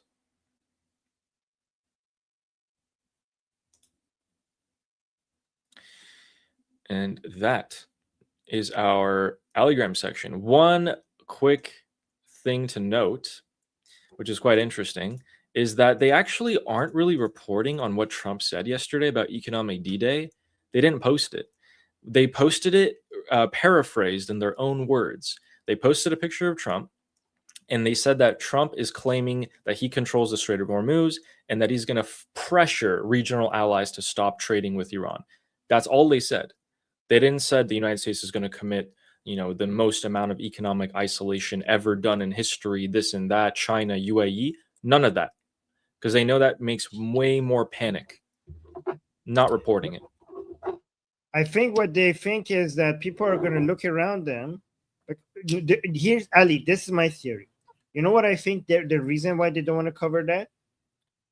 Because people can tell, everybody can tell that everything is effed badly in Iran, right? And the regime is trying to suggest, many parts of the regime are trying to suggest that this is not because of America. This is because of mismanagement of the officials, right? Because it's interesting because foreign non-Iranians might think that the regime would be like the regime supporters would be motivated to say it's because of America and not because of the officials, to blame the foreigners and not the officials. But no, it's the exact opposite. They want to blame the officials and not America. For once, they want to not blame America. Okay, so guys, the most jihadi people in Iran, they want to not blame America for the economic hardship that they're experiencing. Well, at least not directly. Because if it's America, then America is winning. The America has managed to cause, because their narrative is like, we're strong. America can't do anything with us. We're winning this. We're causing them economic pain. They're not causing us economic pain. The economic pain that we're feeling is not because America is successful, is because our officials are crap at their job, or spies and infiltrators. So that's why they want to spend and that's probably why they're not playing those videos, because people would make the connection that, okay, Trump is doing this to us, so Trump is winning. So can I ask you a few questions? You just say yes or no. So the regime supporters are blaming their own government more than the United States. Their own government, but not regime. Yes. And it's important to know the difference. And so when we say government, that means that the regime supporters are blaming only a part of the Islamic Republic. They think that the Islamic Republic in its entirety is perfect, but the government those people are imperfect and they need to get changed, right?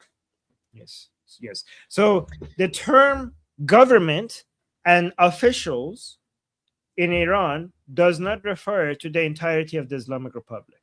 Okay, so when people say the government when they say the officials, they are not talking about IRGC and they're not talking about the Supreme Leadership Office. Okay, they're talking about mostly the executive branch, and sometimes when they say when they say officials, they're talking about the three branches, and when they say the government, they're talking about the executive branch, but they're not including and also the National Security Council and the other councils like that. But they're not blaming IRGC and they're not blaming the Supreme Leadership Office. So it's selective blame. So what's happening now is that the politics of the internal regime, they're seeing that there's a wave of this, hey, well, let's blame the government, not the rest of the Islamic Republic. So why don't we just reform? Why don't we just reform, like remove the government? Change the government? Why don't we at least start with switching out the government in the future and then maybe going more towards the Islamic State? Okay, so different people have different answers to this. There are a minority that think that we should just stop being a republic and forget the people and their vote and become just fully Islamic. Even though that's how it is already right now. But there's so many other people who are pro-regime, who are extremely Islamic, and their analysis is that the people are stupid, right? That the supreme leader has the correct ideology, but this is a government for the people, by the people. I know they believe that. And they have to respect the will of the people in the same way that Imam Ali did when he didn't become the first caliph. So even though the supreme leader knows what best for society and we should do what he says, but he respects the choice of the people so much that he submits to what the president and the Majlis vote for. And he, as a supreme leader, he could just decide, he could tell you that this is the correct path, but he's not going to force it on you. And he's going to bow down to the will of the people by accepting what the president wants to do. So these jihadi people will say, like, the people voted for Pezeshkian, so it's the people's fault that we are weak against the Americans, that we are weak against the Israelis, that the economy is in shambles right now, that hijab is not being enforced right now, that enough people are not being executed right now. All of this is because of the people making bad decisions and voting for the wrong guy. But what do we do is I mean, as Mosque, like our supreme leader, like our revolution is just, our supreme leader is just, our values are in the right direction, but the people keep making mistakes and they don't learn from their mistakes, and this is why we are here. That is their understanding of things. So let me ask you some quick fire questions from what you just said, so people can get a feel for this. So the regime supporters are unhappy. You just be like, yes or no. Very. Oh, yes, very, yes. Very. Yes. Okay, so yes, very unhappy. And then they blame a part of the Islamic Republic. So that means they want the Islamic Republic to stay. They just want it to be a little bit different. Yes. Well, very different. Basically, they want the people to choose Islamically rather than choosing for simple daily pleasures like dancing and singing and being able to go on a date, instead of like those Western values. They would wish we would vote based on Islamic values. Yes. Yeah. So like very different for them, but not very different for us. So, so they want the Islamic Republic to stay, and they're unhappy. Do you think that they will stop supporting the Islamic Republic because they think this is the current Islamic Republic? We don't support this. So next time people come out in the streets, let's just stop. Let's stop showing up. Is that going to happen? depends on how much hope they have for things to get better. If they think there's a way to fix this, then they will keep defending it. But if they think it's over and there's no fix, then they will turn against the whole regime because they think that they need to burn it and start from scratch. So this then, is why on the Persian channel I was like making fun of them. I'm like, stop being reformers. There's no fixing this. Like, topple the regime. It's completely Zionist. It's a completely American Zionist regime. Fight. so then, Make it Islam. Yeah. when the economic hardships really hit them over the course of the next month or two from this economic operation that's about to start or has started, it's about to get worse. Gasoline's about to get worse. Price inflation, housing, everything. These regime supporters, are they going to see a way out, or are they going to think it's all messed up? This is it. We got to start from scratch. They're gonna. So there's multiple views. They're gonna think that this was a plan to buy Pezeshkian and his people, to make the people unhappy on purpose, to cause an uprising on purpose, to bring down the Islamic governance, right? And So they'll be super angry. yes. So, but some of them think that if they go and try to stop the uprising, instead of defending an Islamic regime, they're defending Pezeshkian's power. So they don't know what are they defending anymore, right? So they're worried. They don't know. So they're confused. They're like, if they're in the next uprising, if I go and kill the people and defend this regime, am I defending the regime against Pezeshkian, or am I actually now defending Pezeshkian and his power? So it's very confusing for them, and they don't know what to do anymore. So the supporters of the Islamic Republic are unhappy. They're angry and confused at their own government. And they're no more than about 5% of the population. That's not looking too good. The next uprising is going to be larger than the one that we saw in January, in my opinion. What do you think about that? So between major uprisings, we might have some medium or smaller uprisings, right? So we don't know. It might be, but just be careful, because if we create the expectation that the next uprising is going to be bigger, then if it's one of the smaller uprisings, people are going to think like, oh, there's no big uprising coming. Sometimes between big uprisings, we're going to have multiple smaller ones. Sometimes, so. Yeah. I think that's not going to be the case this time, just personally. Okay. When that next uprising happens, let's just say irregardless of how large it will be, every time before, the regime supporters stood by the Islamic Republic. Am I right? Yes. This is the first time that we're hearing and seeing, even from the messages that I gather for you guys, yes, videos, everything, that they will not stand by their government. I mean, how many times do we tell them that, these regime supporters, that you guys are the minority?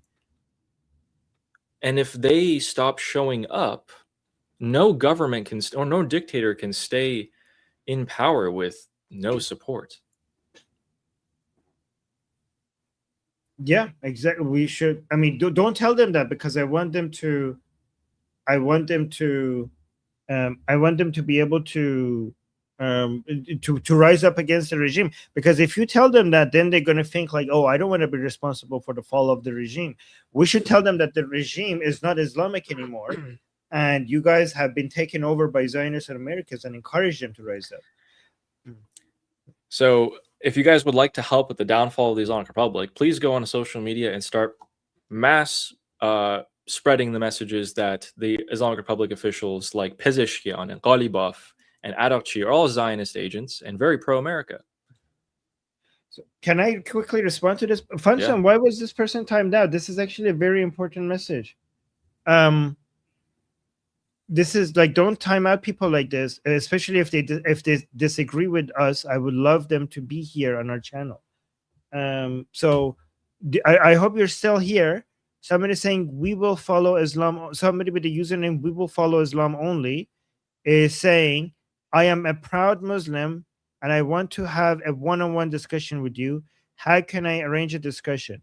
Email me at armin.navabi@gmail.com.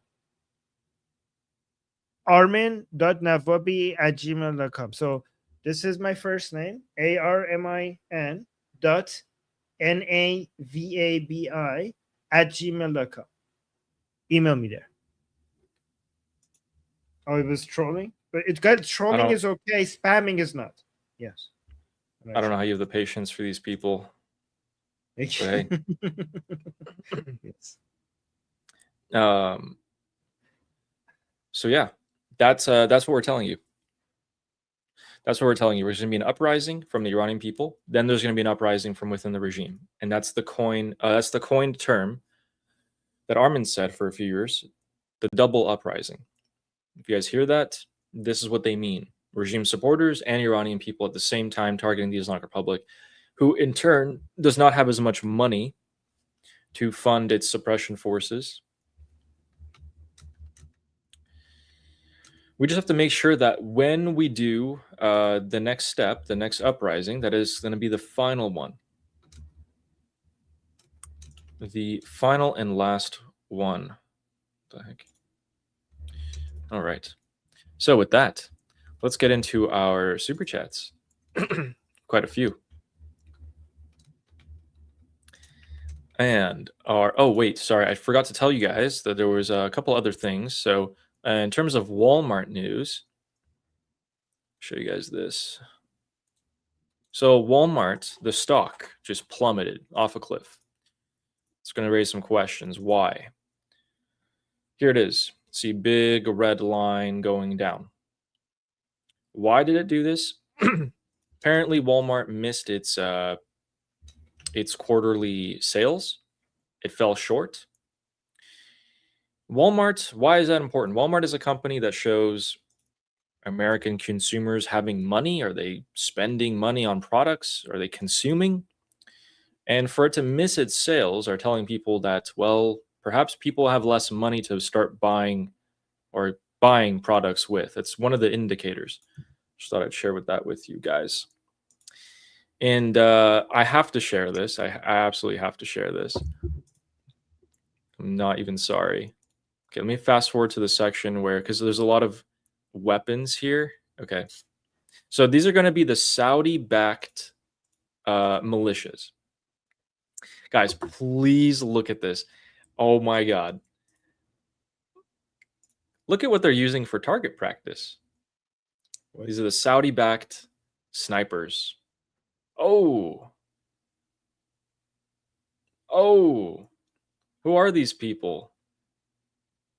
Oh my God. Guys.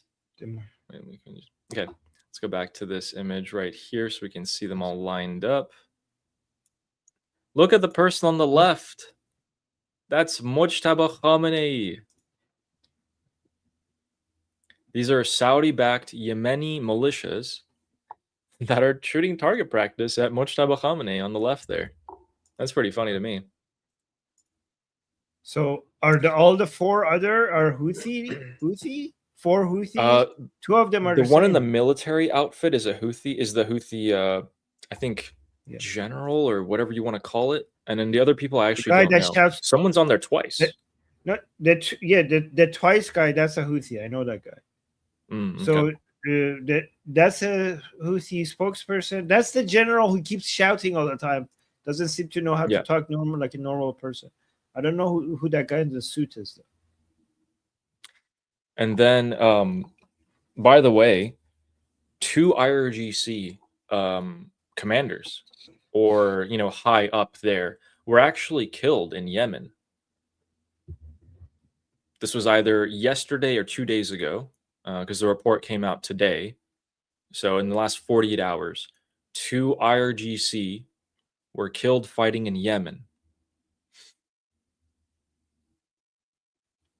Additionally, an Iraqi militia, an Iraqi terrorist who was also part of, I think it was Kataib Hezbollah or PMF, so one of the IRGC proxies, was also killed in Yemen.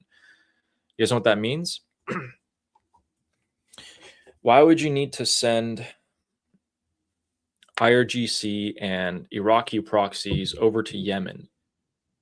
Because they're losing. The Yemeni Houthis are getting destroyed. They're only getting destroyed, though, because Saudi Arabia bought a bunch of Ukrainian drones and paid for training from the Ukrainian operators to come and teach the Yemeni government forces how to use them. And the Houthis are incurring massive losses every single day from these. Drone warfare is absolutely the future, and it is a scary future. And then side note, while we're down here in Yemen, Somalian pirates are now active once again. So you guys might hear another movie being made. Yep. So 6 Somalian pirates hijacked a vessel and are redirecting it towards Somalia. So they're the captain now. And with that, let's go into the super chat. I can show you guys the other 2 things tomorrow. Yeah, cool. And our first one is from Sayed, who says, Armin is deserving too. Woo! Sayed, thank you. Yes, I guess. Thank you, Sayed. Armin is deserving to win today. Did you win today? Yes. Dang it. Last time you won 10-0. Like you got 10 while I was at 0. Today I got to 10 while you were at 0.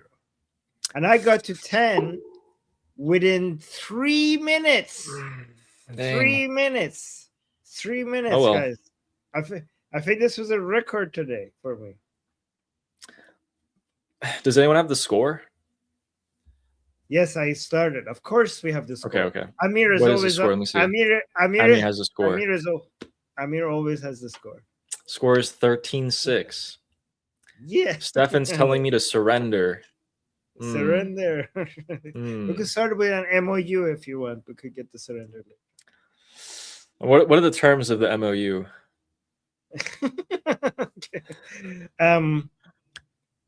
Free passage to the strait. Give me all your enriched uranium. Stop supporting your proxies. And yes, we could talk about that. And then in return, I'll get everything I could have ever wanted. I'll give you some corn. How about that? Oh, well. It's going to be kind of tough to sell to my chat over here. Thank you, Sayed. Yes. Ali's chat will get you popcorn from my chat. Okay? You give me enriched uranium, I'll give you popcorn. And our next super chat is from Nail Bunny. Says Armin should win. Nail Bunny. Yeah, but you say that every day, you know? Yes. Well, because she has my back every day. But I do agree with this super chat from Nail Bunny, who says, let's get Armin to 100,000 subscribers. Yes. And let's get guys, Ali. Let's get Ali. Oh, yeah. Thank you, guys. That's very sweet. And guys, let's get Ali to 10K before his birthday. Ooh. All the links to all the channels are in the description. We are 100. Nail Bunny never switches sides, okay? Never switches sides. She's always with me. Oh yeah, Armin, what do you think about my new profile picture? Is it better than the one before? Let me see. Yeah, I saw. Let me know. And thank you, Nail Bunny. The one with the face, right? Instead of the one with the black suit. I think your face needs to be more clear that it's you. Like, you know what I mean? Like a little bit more zoomed. Just like a simple, like a straight picture of your face. Yeah. Okay. Rather than something that looks from afar away. I don't have any pictures like that. I got to take one, I guess. Yeah. Okay. All right. Is it better than the one before, or should I change it back? No, it's better than before. Okay. And our next one is from Sayed. Saying, great job, Armin and Ali. Thank you. Yes. Thank you, Sayed. Sayed has our back. Heck Are you still here, Sayed? Hope so. Thank you, Sayed, for the super chat. Thank you. And our next one is from Black Cat, who says W. Black Cat. Yep. Black Cat is W. a new, like major supporter. Thank you, Black Cat. Thank you. Thank you.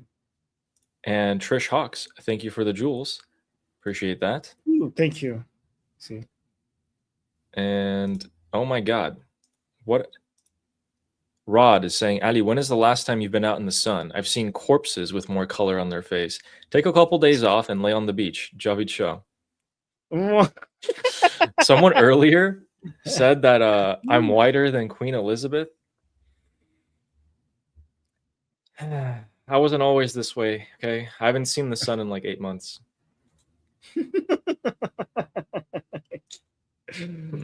Oh my God. And then Black Cat says I N and then it stops there. Well, thank you. Oh, WIN. Okay. Win. Oh, win. Gotcha. Oh, Black Cat, thank you so much.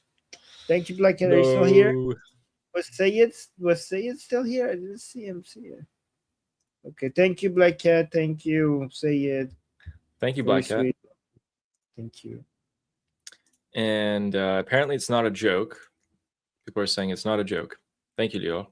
Hey, guys, Ali, look at his cheeks. It's red. Like he has color. Stop bothering Ali. Yeah, I have some color. Yes, Ali has plenty of color in his face. Yeah. Yeah. I see the red in your cheek. Don't let them get to you. Oh. But get out. Go touch grass. Oof, I don't know. Sounds kind of scary. And our next one is from Nail Bunny. Says share share Liberty Politics with friends and your enemies. And especially your enemies. You know, I want more of our ideological enemies in the chat and in our school, but people say like, no, we don't like it like that. I want our chat to be filled with Muslims and communists. I like there to be a fight in the chat, but people, I don't know, people here are like, no, Armin, we don't like that. Do you guys not like that? I don't know. Up to you guys. I want jihadis and commies in the chat fighting over all of the stuff that we're saying. It would make it so much more exciting. But some of you guys are like, nope. See, Aryan in the chat saying that would be amazing. Yes. Yes. Thank you, No Bunny. Yes. Appreciate that. And now I'm getting told. Where'd it go? Yes. Now I'm getting told to put on some makeup. Makeup would help. Absolutely. No, you're absolutely right. Yep. Our next one is from Sayed, who says, let's go to the confetti. You did it. You did it in like you did 2 it, to 3 Sayed. minutes. Yeah. Thank you, Sayed. 3 minutes. Thank you, Sayed. 3 minutes and 40 seconds. Dang. Dang. And Nail Bunny says time. I think that was in addition to a couple other things. Yes. Thank you, Nail Bunny. Armin needs to. She was saying Armin needs to win this time. Like that. Come on, Nail Bunny. I'm kidding. Thank you guys for the super chat so far. Thank you. And Fun Sun with the super chat says, don't forget to like the stream. Yeah, guys, please like and subscribe. It really does help us. Thank you. And thank you so much, Fun Sun. Fun Sun has been guys, other admins, you agree with me, right? Fun Sun has been such a great addition to our admin team, right? I think all the admins agree. Which is amazing.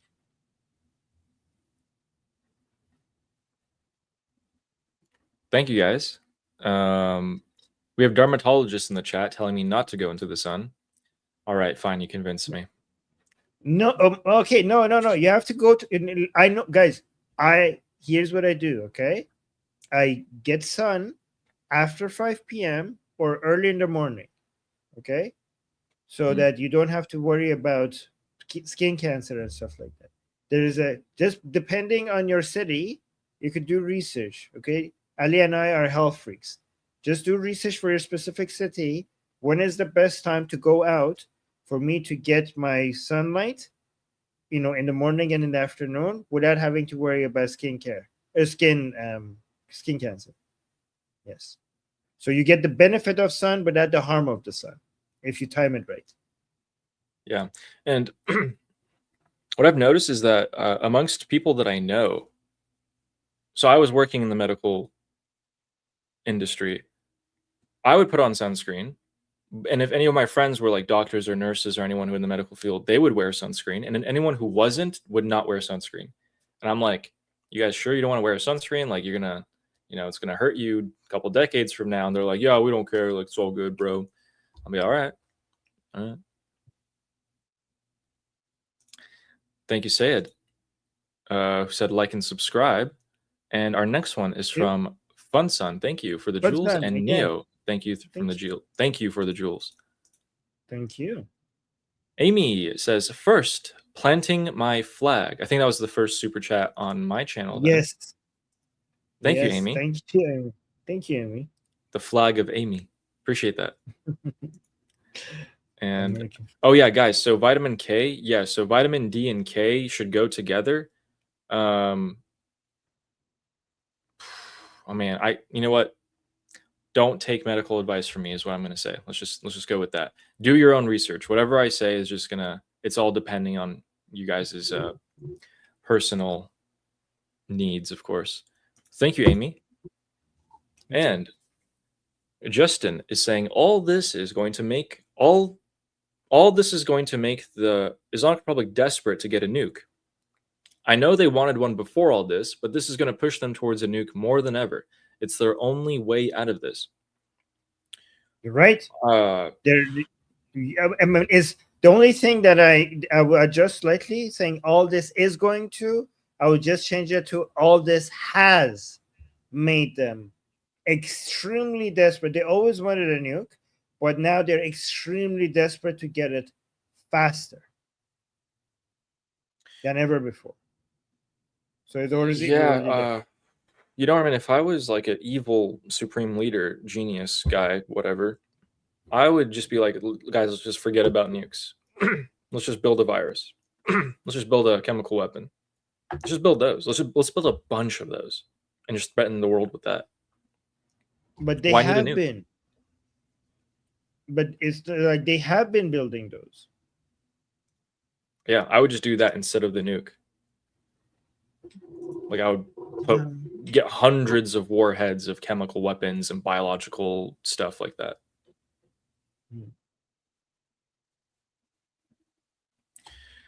My point is, Justin, doesn't matter if you wipe Pickaxe Mountain off the face of the earth. They'll never stop going for a weapon of mass destruction. You have to conduct regime change. Otherwise, you will have a catastrophe.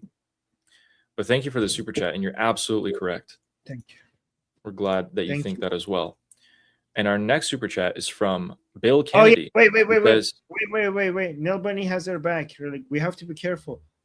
Ali was analyzing the perspective of an evil terroristic regime. Ali is not in favor of building biological weapons. He was just giving the perspective of the Islamic Republic. This channel is officially against creating biological weapons. Biological weapons are bad. All right, there we go. Yeah. Kids, don't make biological weapons. Okay, we're safe. Thank you. Some people are saying I look way too young. Guys, I'm 26. I graduated college at 21. I was working in corporate for like 5 years in the medical industry as a scientist, as a heart scientist for cardiology and so structural heart and electrophysiology. So I would get sent to hospitals to teach doctors and teams on how to conduct surgery with our specific heart device.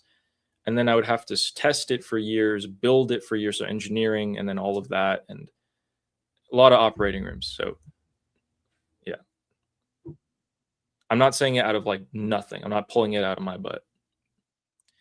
And our next one is from Bill Kennedy. who says, when will the United States respond to the IRGC attacks? Airport rail.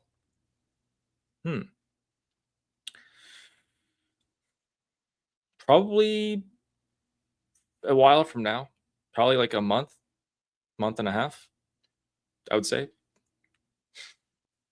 Well, the United States is figuring. The United States understanding is right now that we're causing so much more damage to the Islamic Republic with this economic isolation. Then this is our response. Like if you ask when will U.S. respond to IRGC, I think the U.S. administration right now would be like, that's what we're doing. Look at this. We're hurting them more than military operations. I mean, and honestly, they're not wrong, right? Oh yeah, they're not wrong. This is eating. This is eating them from the inside. So from their perspective, they are responding right now. Yeah. So that's why these ships are getting hit and there's no kinetic response to it. Because they saw that when they did connect strikes, the Islamic Republic still was able to hit ships amidst all of the U.S. presence on the southern coast of Iran. They just sat back. They're like, hey, why would we risk, incurring some losses here? We can just sit back and really just hold the line. This is easy. So yeah, I know it sucks, right? Because it sucks. It actually sucks because if you're someone who likes to look at things visually, it sucks. There's nothing going on. You can't, like, with your own eyes see the devastation that's occurring like the way you can with an explosion. Yeah. Thank you, Bill. And Stanley, thank you for the huge super chat. Really appreciate that. Stanley says, I find value in your program. Nothing in life is free. Thanks for the information that we don't see in other mainstream media. There's information that we give you guys you don't see anywhere else, much less mainstream media. Yeah. Thank you so much, Stanley. I'm glad that you value it like that. Yeah, Stanley, are you still here? Thank you so much for the very generous support. And Ali is 100% right, guys. Like the information that we give you here, there is like nowhere else you're going to get this information. Like mainstream, non-mainstream, alternative, nowhere else. Yeah. Again, thank you very much. Appreciate that. And thank you. Our next super chat is from Sherry, who says, much love to my Iranian nephews. That's us. Oh. Wait, Sherry, like Ali is your nephew too now? This wait, no, that's not okay. Plural. Wow, nephews. Plural. Okay, I see how this is. Fine. But okay. Thank you, Sherry. Okay. And our next one is from Sarah Ocean, who says, His Royal Highness Reza Pahlavi is our king. Javid Shah. Javid Shah.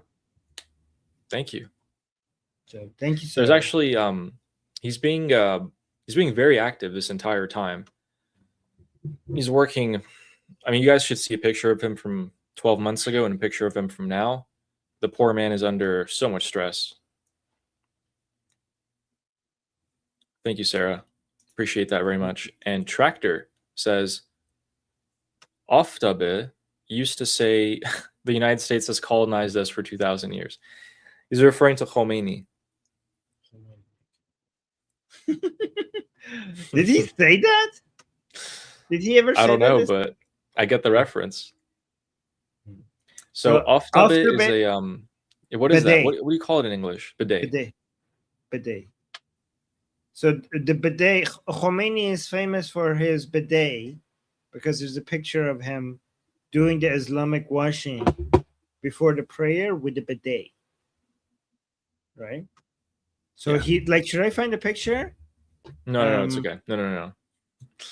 It's not a bad picture. It's not like I'll throw up in my mouth.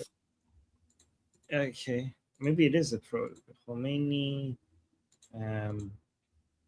Hold on. Khomeini Aftabe. Okay. So Khomeini, the first supreme leader, was a super backwards person. Like this is the guy who is like, yeah, the Mohammad Reza Shah Pahlavi, that fool, the Shah, he wanted to harvest the power of the sun. with solar panels. He's like, that's never going to work. That didn't age well.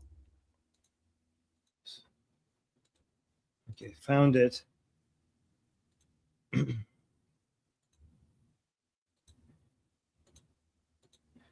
Okay, so this is God, him. such a backwards picture, man.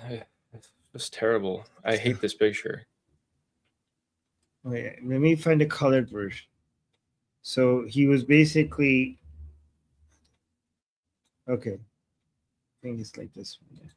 So he was basically about to pray, and there was this bidet over. Okay, here's about to pray. There's a bidet with water. So he's doing the wuzu, the Islamic washing, before the prayer with the bidet.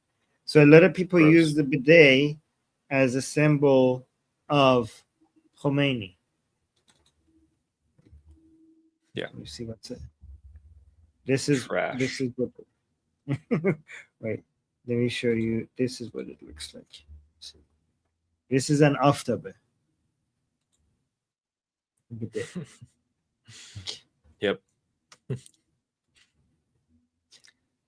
Thank you, Tractor. Interesting that you know that. And our next super chat is from Amusina Jun saying, you can't see me. Why, I see your flag. Nice flag. And thank you. Thank you. Thank you for the super chat. And Sherry says, love from the Michigan auntie. Yay, Michigan. Thank you, Sherry. Thank you. Appreciate you. The nephews. Michigan. We have a Florida auntie and Michigan. Yeah. Thank you, Sherry. And our next one is from CJ. Says, Trump is going with what works. Cripple economically and blockade. I doubt there will be a big military incursion again. Other groups must step up. I don't think other groups are going to step up. It's going to be, I think at some the way point, I see it right now, it's very unlikely. Right now. Right now. Yeah, but there will be a military incursion at some point. Oh, yeah, 100%. Yeah. Don't worry about that, CJ. There will be. And right now, the Americans are trying to not do a military, kinetic military operations, but the Islamic Republic is trying to force their hand to start with. Yeah. Trying to. But you're right. He is going with what works. Low risk, high reward, use time. He's got a couple months here. He's going to work with it. And thank you, CJ, for the super chat. Our next one is from Fizz Endrasist, is saying, I'm feeling more optimistic, cautiously. Yeah, so are we. So are we. I mean, yeah, especially if you keep paying attention to the media and the posts on the Islamic Republic side, then you get more optimistic because they're hurting bad. When the difficult part,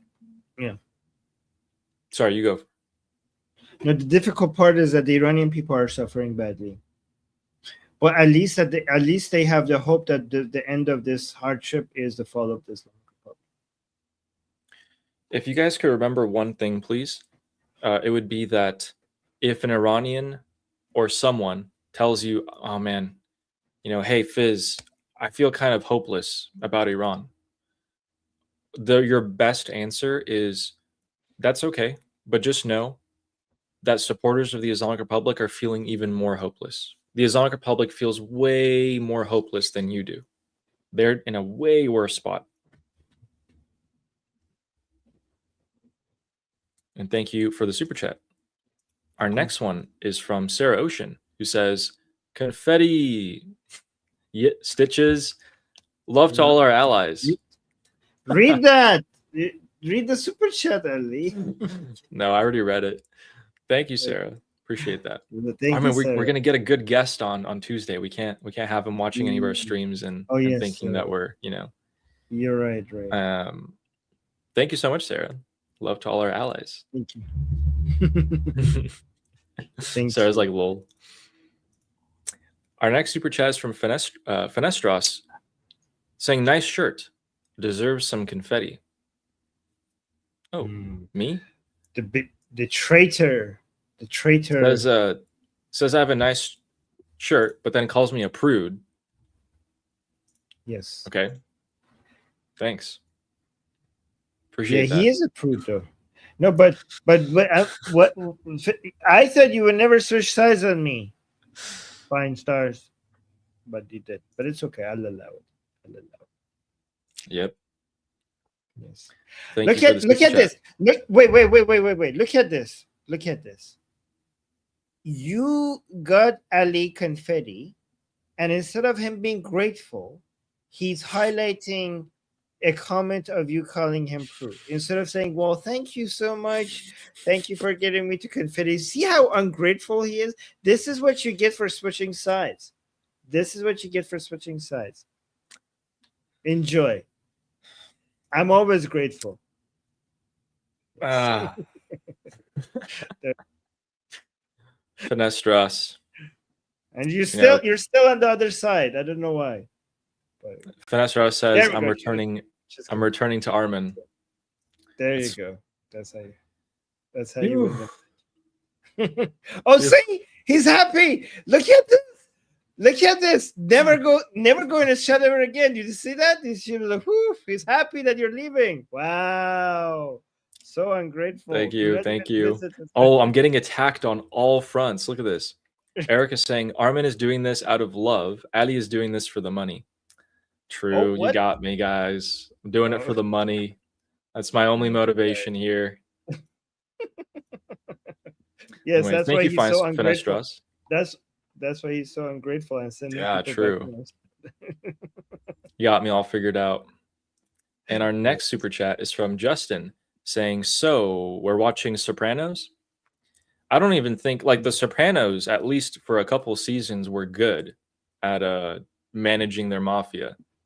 The Islamic Republic has never been good at managing their mafia.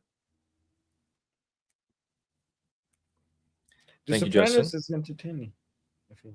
True. True. And you end up watching the show. After the show, you end up with like that accent as well for a bit. So thank you, Justin, for the super chat. Thank you. And our next one is from Nail Bunny. Says, not all orcs burn down the Shire. This is a Lord of the Rings reference. Not all orcs burn down the Shire, but the burning of the Shire was committed entirely by orcs. So not all Muslims are violent, destructive, but all the destruction is caused by Muslims. Okay, Nail Bunny, but you have to adjust your data. What about all burnings? You're zeroing down on the Shire. You have to expand your data set to include all burnings, not just the Shire. What about other places that have been burned down? Then you might see the data will be different. This is your anti-orc racism showing, which is fine, by the way. If the Nail Bunny is doing it, it's fine. Never mind, I take that back. Yeah, I mean, did you guys just hear that? I mean, guys, you know, Omid here in this chat says, "Oh my God, Armin defending Muslims again." See, guys, I don't do that. And that's why, if you were to watch online, yeah, see, I just you do. It's a clear difference here. Yes, you do. No, I don't. No, I don't. Yes, you do. I don't remember. What? Well, okay. Do you defend Muhammad Reza Shah?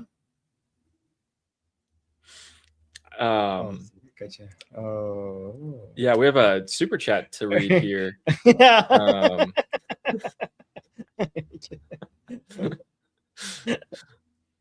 Oh, look, now Finestras is acting as a double agent. Yes. No, don't go to Ali's chat. Stay here. Wow. Stay here. All right. I think I know what's happening. Thank you, Nail Bunny. And our next one is from Veronica Redeemed. He's not even trying to win you back. He's just being like, when you go to the other side, I try to make it more, advertise it, tell you what's good here, try to change your mind. But when you leave him, he just throws you out like garbage, like you were nowhere, not even worth it. See? Stay here.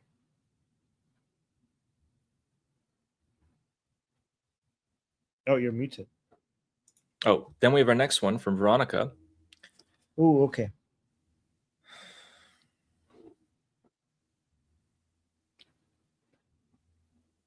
Wait there, what? That Ruhe Jonaman? Mimani? That Ruho. That Ruho Jonaman. Vatan? Oh, you read it. It's going to take me a bit. در روح و جان من میمانی ای وطن به زیر پا فتان no. I don't know that part که بحر تو نلرزد شرح تو نلرزد شرح این عاشقی ننشیند در سخن که به هر عشق بالای تو همه جهان نریزد. Okay, so let me go back. به زیر پا افتادن که به هر تو نلرزد شرح این عاشقی ننشیند در سخن که به هر عشق و بالای تو همه جهان نریزد نیرزد. I don't know. آهنگ از محمد نوری. So I had a hard time reading some parts of this, but I think I got the gist of it. So he's saying, in my spirit and my life, you will stay, Mimani ey vatan, you will be in my, you will stay, my nation will stay in my spirit and in my life. You will fall. I don't know. I don't understand that part. So there is no way to express this love with words. And I think that the love for you is so strong that it will affect the entire world. Something, yeah. Sorry if I got that wrong, but this is a song by Muhammad Noori. This is a bit more poetic, so I had a hard time reading this one. But yeah, but I think I got the gist of it. Thank you, Veronica. Thank you, Veronica. Okay, so Looks like so it wasn't just she me. likes Muhammad Noori. GTA is saying that I didn't understand two parts of it. So so other Iranians were struggling as well with this one. So that's, yeah. Gotcha. Thank you, Veronica. Appreciate that. Thank Thank you you. for the super chats like that. And our next one is from Mark of Reality, who says the Iran war is not going to have any effect on the midterms. It will still be going on after them. Turnout is the only factor in the midterms. We'll see. Yeah. So it's interesting. Yeah, and I heard a lot of people say that, and I also heard some other people saying that if the war escalates, it will have an impact because it will impact the turnouts. So again, I know, like, I see some people having your analysis, but there are other people who are saying, like, if they escalate before the midterms and if it impacts fuel prices a lot, then it will impact turnout because, people would be more encouraged to come and turn out against either, the Republicans, or they will be discouraged to come vote for the Republicans. So it will have an impact on the turnout. Again, I'm not saying that's the case, but that's what some people say. Thank you, Mark Reality. Again, we'll come back to you if that turns out to be true. And our next one is from Mir Schreiber, who says Apollo Gold Gas Company. Apollo Gold.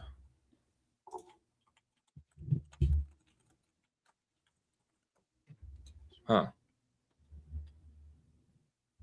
Oh, like about the gas leaks? What does Apollo Gold mean? I don't know. I'm not sure. You're gonna have to tell us, Mir Schreiber. But thank you for the super chat. Thank you. And our next one is from Spaghetti, who says Pahlavi barmigarde. Pahlavi barmigarde. Pahlavi barmigarde. 100%. Thank you, Spaghetti. Appreciate that. Thank you. Beautiful super chat. And our next one is from Ryan Graham, who says, don't want Ali to think I hate him, deadpan or not. Was that? Oh, thank you. Thank you. Deadpan or not. Yeah, wow. Thank you. Interesting. Guys, my deadpan? Thank you, Ryan Graham. And our next one is from Lil Beeson. Thank you for the jewels. Thank you. Okay, yeah, everyone's saying I'm deadpan. Okay. And then Aryan of Persia says, what specific actions and initiatives might supporters of Reza Pahlavi experience and observe from other opposition factions and Islamist remnants in the immediate aftermath of the regime collapse? Get immediately attacked, when the regime collapses is going to be what the other opposition factions thinks is like a free-for-all. They're going to come in. The MEK is going to come in. The Masih Alinejad people are going to come in, this and that, and be like, oh my God, Iran's free. Yes, let's gather as much support and capital. They're going to try and hijack a lot of the pro-Pahlavi movements. It's going to be a fight. In the end, I don't think it's going to matter. Prince Reza Pahlavi will lead the transitional government, whether any other opposition faction wants so or not. But they're going to create a lot of trouble. They're going to confuse a lot of people. Yeah. Yeah, and there's going to be a huge variety of things happening, so it's hard to, like, I could do a 3-hour stream, like we could go over all the things that I think would happen during that time, and it's going to be so varied, so many different. We could go through a list, but I think it is important to now that you're asking this question, I'm going to focus on one thing that I think is going to happen. I think a lot of people are going to be trying to get violent reactions out of Pahlavi supporters to derail our revolution in its last days. And I know many of it is going to be self-defense, and a lot of it is going to be justified threat elimination by the Iranian people. But beyond that, there's going to be a huge attempt at derailing this revolution by creating, there's going to be infiltrators within the Pahlavi movement, and there's going to be people who try to provoke to do certain things that are not justified and try to morally question the entire thing by making something really disastrous and ugly happen. And I'm almost sure that that would be part of the plan. So it's going to take, while there's so many people are justified to go and try to figure out how to do threat elimination, and again, I just want to be clear on YouTube, I'm talking about self-defense, they have to be careful not to fall for that trap. That's going to be one of the greatest threats in the early days of our revolution. And the best person that could stop that is Prince Reza Pahlavi and his call for calm and peace and restraint. Compared to what's to come, this is absolutely a calm period. Thank you, Ariana Persia. Great question, by the way. Great question. Yeah, great question. Did that answer your question, by the way? Let us know. Thank you. And our next super chat is from Draco. Says 218 likes, 500 watching. Bunch of hate watchers, lol. Yeah. We appreciate all the people who like. Thank you so much. It really helps. I think people who watch me are definitely hate watching. I think that was made apparent to me today. Oh, the new guy. I'm deadpan. I don't know what else was it. Guys, Ali is whiter fishing. Than Queen Elizabeth. Wow, Ali is fishing for sympathy. Like, oh, everybody hates me. Everybody hates me. Everyone hates me. Ali, we love it. Yep. Right. Like fishing, like, oh, somebody says no, it ain't so. Thank you, Draco. Appreciate that super chat. More and more people are saying that. It's great. And Eric Henderson says, we all need to know what happened with you and Goldie. We are focusing on what happened with our. Okay, I'll tell you what happened with me and Goldie. We just had a really good panel at what was the name? Oh my god, where were we? On the Newsmax. So I don't know, guys. Did you guys see it? Goldie and I were recently at Newsmax together on the same panel, and it was great. Did you guys see that? Who saw that? Because I can't find the clip, and they're not sending me the clip. It was one of the best. It was one of my best news appearances of all time. I did so well. I did so well. I got so well. I did so well that I got a compliment from Goldie as well. So, great. oh, Goldie shared it. Oh my god, I have to go download it. Okay, I will go to that. Okay. Thank you. That's great. Send it to me. Okay. Maybe we should watch it too. Thank you, Eric. okay. Appreciate that. And Send our it. next Send super me chat the is video from itself. The piece itself. Send it to me because I want to upload it on our channel. But it was really, guys. The people who did it, how did I do? Oh, thank you. People say Goldie played it, and thank you for the super Nice. chat. I'm gonna sneeze. Can you read this? And the only reason, by the way, the only reason why I did well is because Goldie told me how to. Goldie, I learned from Goldie. Had a great teacher. Okay, so look into the light, look into the sun when you need to sneeze. Does it help? went away. Does it help? That was weird. Okay. So our next one is from Wes Downer. Says YouTube pushes Armin's live stream, but I have to look yours up manually. YouTube is so obnoxious. It's different from other people. Like Yeah. depends on your browsing behavior on YouTube. So for some people, they'd say the exact opposite to me, right? The exact opposite, right? So it Yeah. depends on, but YouTube tries to guess what you want and then pushes that to you. Yeah, it's so weird But because don't worry. sometimes it resists. Yeah, I know, but don't worry, guys. YouTube is treating Ali's channel very, very well. Like, if you look, like, it's getting a lot of recommendations for a lot of new people, so it's doing well. It's great. Yeah, it I guess the consistency every day for over 100 days is working. Thank you, Wes.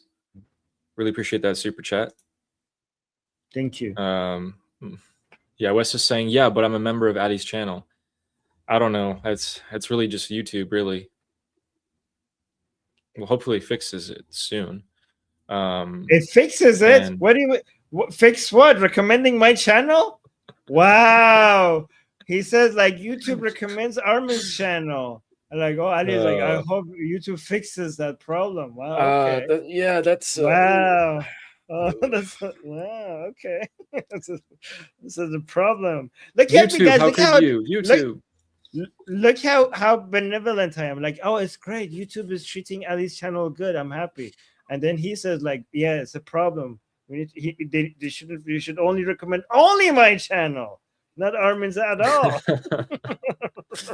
YouTube, how could you do this? That's such a problem. Thank you. So you see, guys, I'm the kinder person. Guys, here. I'm just saying, at the end of the day, the super chat was that my channel is not getting recommended and Armin's is. I'm just saying, that was what the and super that's a chat problem. said. And that's a problem that needs to get fixed. That's also. That's all the super chat said. That just focus on the problem here. And our next one is from Nyla, who says, "Did y'all see that they arrested some woman today who tried to take bombs and weapons on White House grounds from ISIS?" Yes. Huh?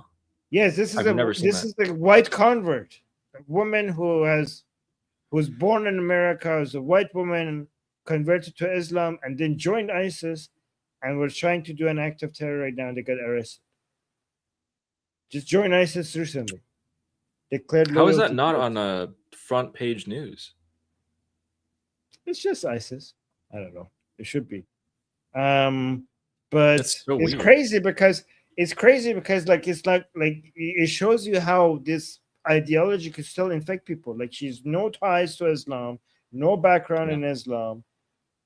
Just like didn't migrate from outside to United States, born in United States, just based on content online, became Muslim, joined ISIS, and wanted to do terrorism. They wanted to kill some senators. Oh, it was such a disease. Thank you, Nyla. I didn't know about that. Appreciate that super chat. And our next one is from Eric Henderson saying, "Ali, you never worked in a hospital too young." Well, I got news for you. Actually, no, I can't show pictures because, yeah. There's so many cool videos and pictures that I could show you guys, except I just can't because it's illegal. That I don't have, by the way. That I don't have any of those. But thank you, Eric. Anyway, our next one is from Veronica. Oh, I know this one. Ye del mige. No, I'm not gonna sing it. Ye del mige beram beram. Ye del mige naram naram. Taqat nadare. Yeah, did me Be get Yeah. Yeah, I like that song. I can play that one too. Yes, can you play? This is my favorite Persian, one of my favorite Iranian Oh, really? songs. I was gonna say Khayli. Yeah, I love it. I love this song. Guys, my English and Persian got mixed up. I love this song. Oh my god, it's one of the most beautiful. This is Sultan Qalba. This is Yeah. Oh. Yes, can you play this one? Yeah. Next time I'll play this one. Wait. Can I hold on? Can I play something? Give me a second. Yeah. Is it the song? No, yeah, but who sings it? Do you know who sings it? Like who am I gonna play singing it? Oh, I don't know. I know who composed it.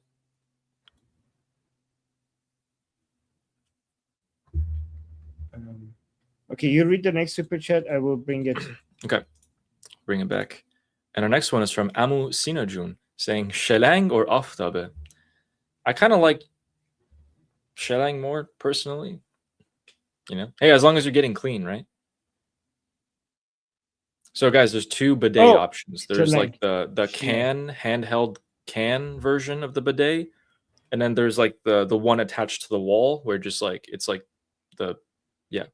a hose type. Yeah, I prefer the hose type. Who uses the non-hose anymore? Does anybody even use it anymore? I don't know.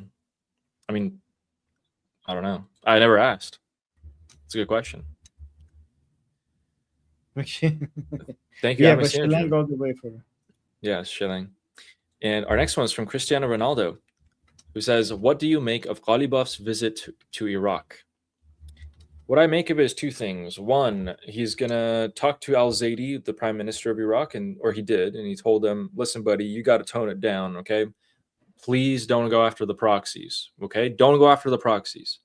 And then the second thing is he would meet with the heads of the terrorist militias in Iraq, and he'll tell them that, "Listen, man, there might be a time where we need you guys to come into Iran and kill more Iranians." He's going to tell them that. And he's going to tell them to keep resisting against the Iraqi government, to fight to the end. Other than those things, probably money, smuggling, laundering stuff. Yeah. Those are the four objectives. Yes, exactly. He's trying to make sure that he's trying to warn the Iraqis that we still have influence here, and there will be consequences. There will be consequences. We don't know what, but there will be. Thank you, Cristiano. And our next super chat is from Wes Downer, who says, "Do you want any plums or tomatoes? My crop this year will depress international markets." Dang, that's going to be a lot of plums and tomatoes. Sure. Can you mail me one in an envelope? Yeah. Like a slice. And thank you, Wes. And wait, what are you going to do with all of that, by the way? And thank you for the super chat. And D.W. Bush says, "Ali, I just saw your new photo. At first, I thought it was a photo of Luigi Mangione." Wait, what? Let me try to put this side by side here. Okay, I found the song finally. Yeah, I kind of see it. Not like too much, but I can see it. Yeah. Huh. I guess I should just do a straight on photo. I should just do that. I'll just go get somewhere. Yeah, you know what? Take my picture. Like the profile picture. Yeah, like of that. him. I should get that done. Well, let me know where you went. Yes. No, don't. He's gonna dox you. Okay. Thank you, D.W. All right, guys. So the song that we got a super chat about was Sultan Qalba, which Ali is going to play with his santur for us one day.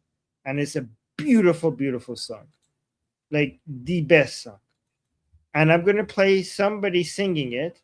Tell me in the chat who am I going to show singing it? Anybody knows? Ali, do you know who I'm going to play? Who I'm going to show? Oh, you already see it. Yeah, I'm not going to say anything. Okay. Don't say anything.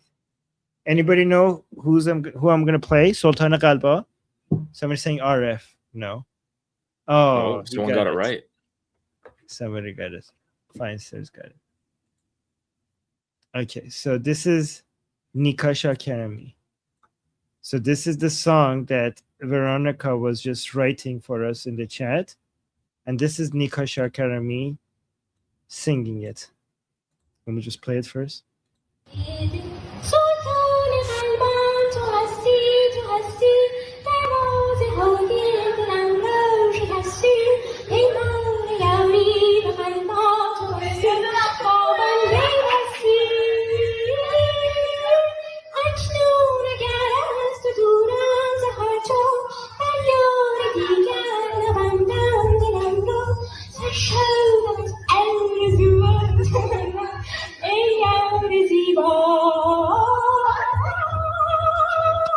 Was killed by the regime when she was 16 because she was in the protests.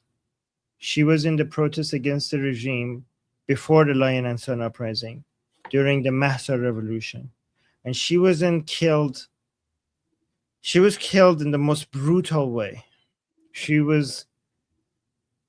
put her in the back of a van, tied her hands behind her back, and started sexually molesting her and harassing her. And she, with her hands tied behind her back, 16-year-old girl, against 3 men, 3 Basiji men, fought back so hard that they started beating her with a baton over and over again until she died. And they threw her body, her lifeless body, under the bridge called Imam Khomeini.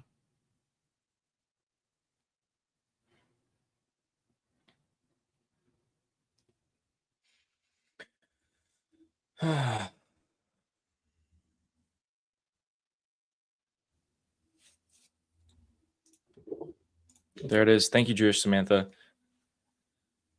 She was born October 2nd, 2005, and killed on September 20th, 2022, 16 years old. One of thousands of children.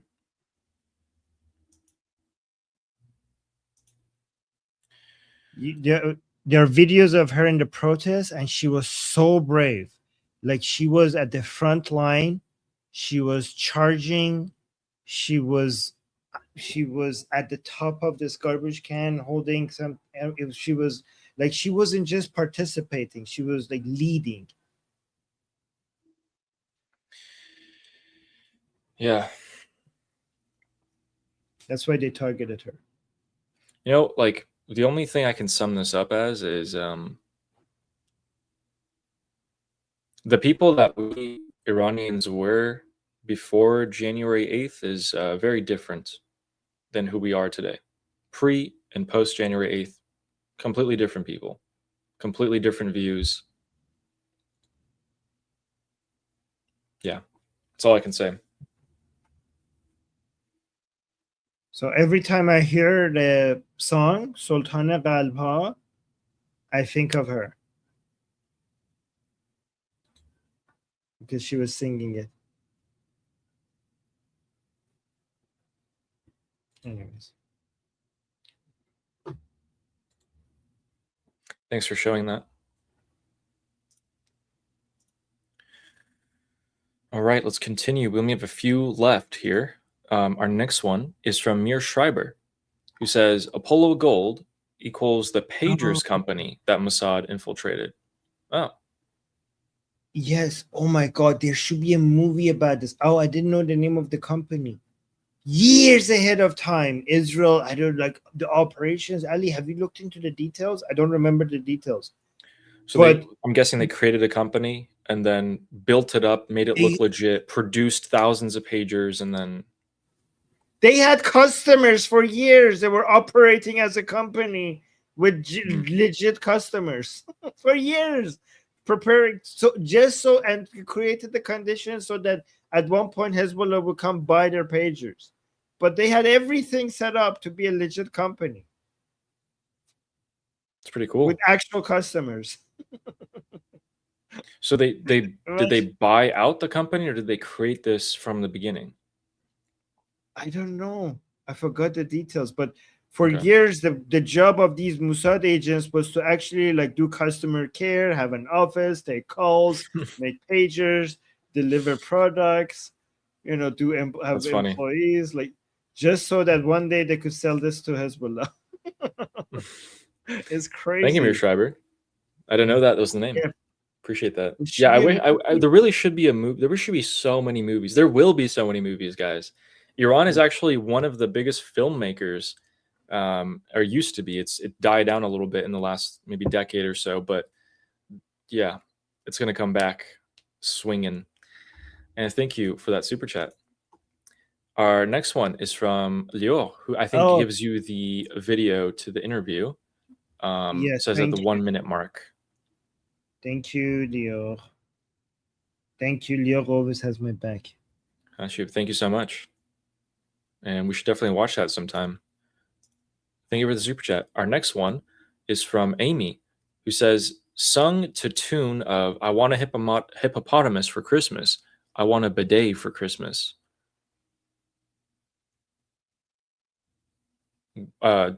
Sultan, I want a hippopotamus for Christmas. No, I don't think that even works. Wait, which song? Which song? Yeah. Let us know.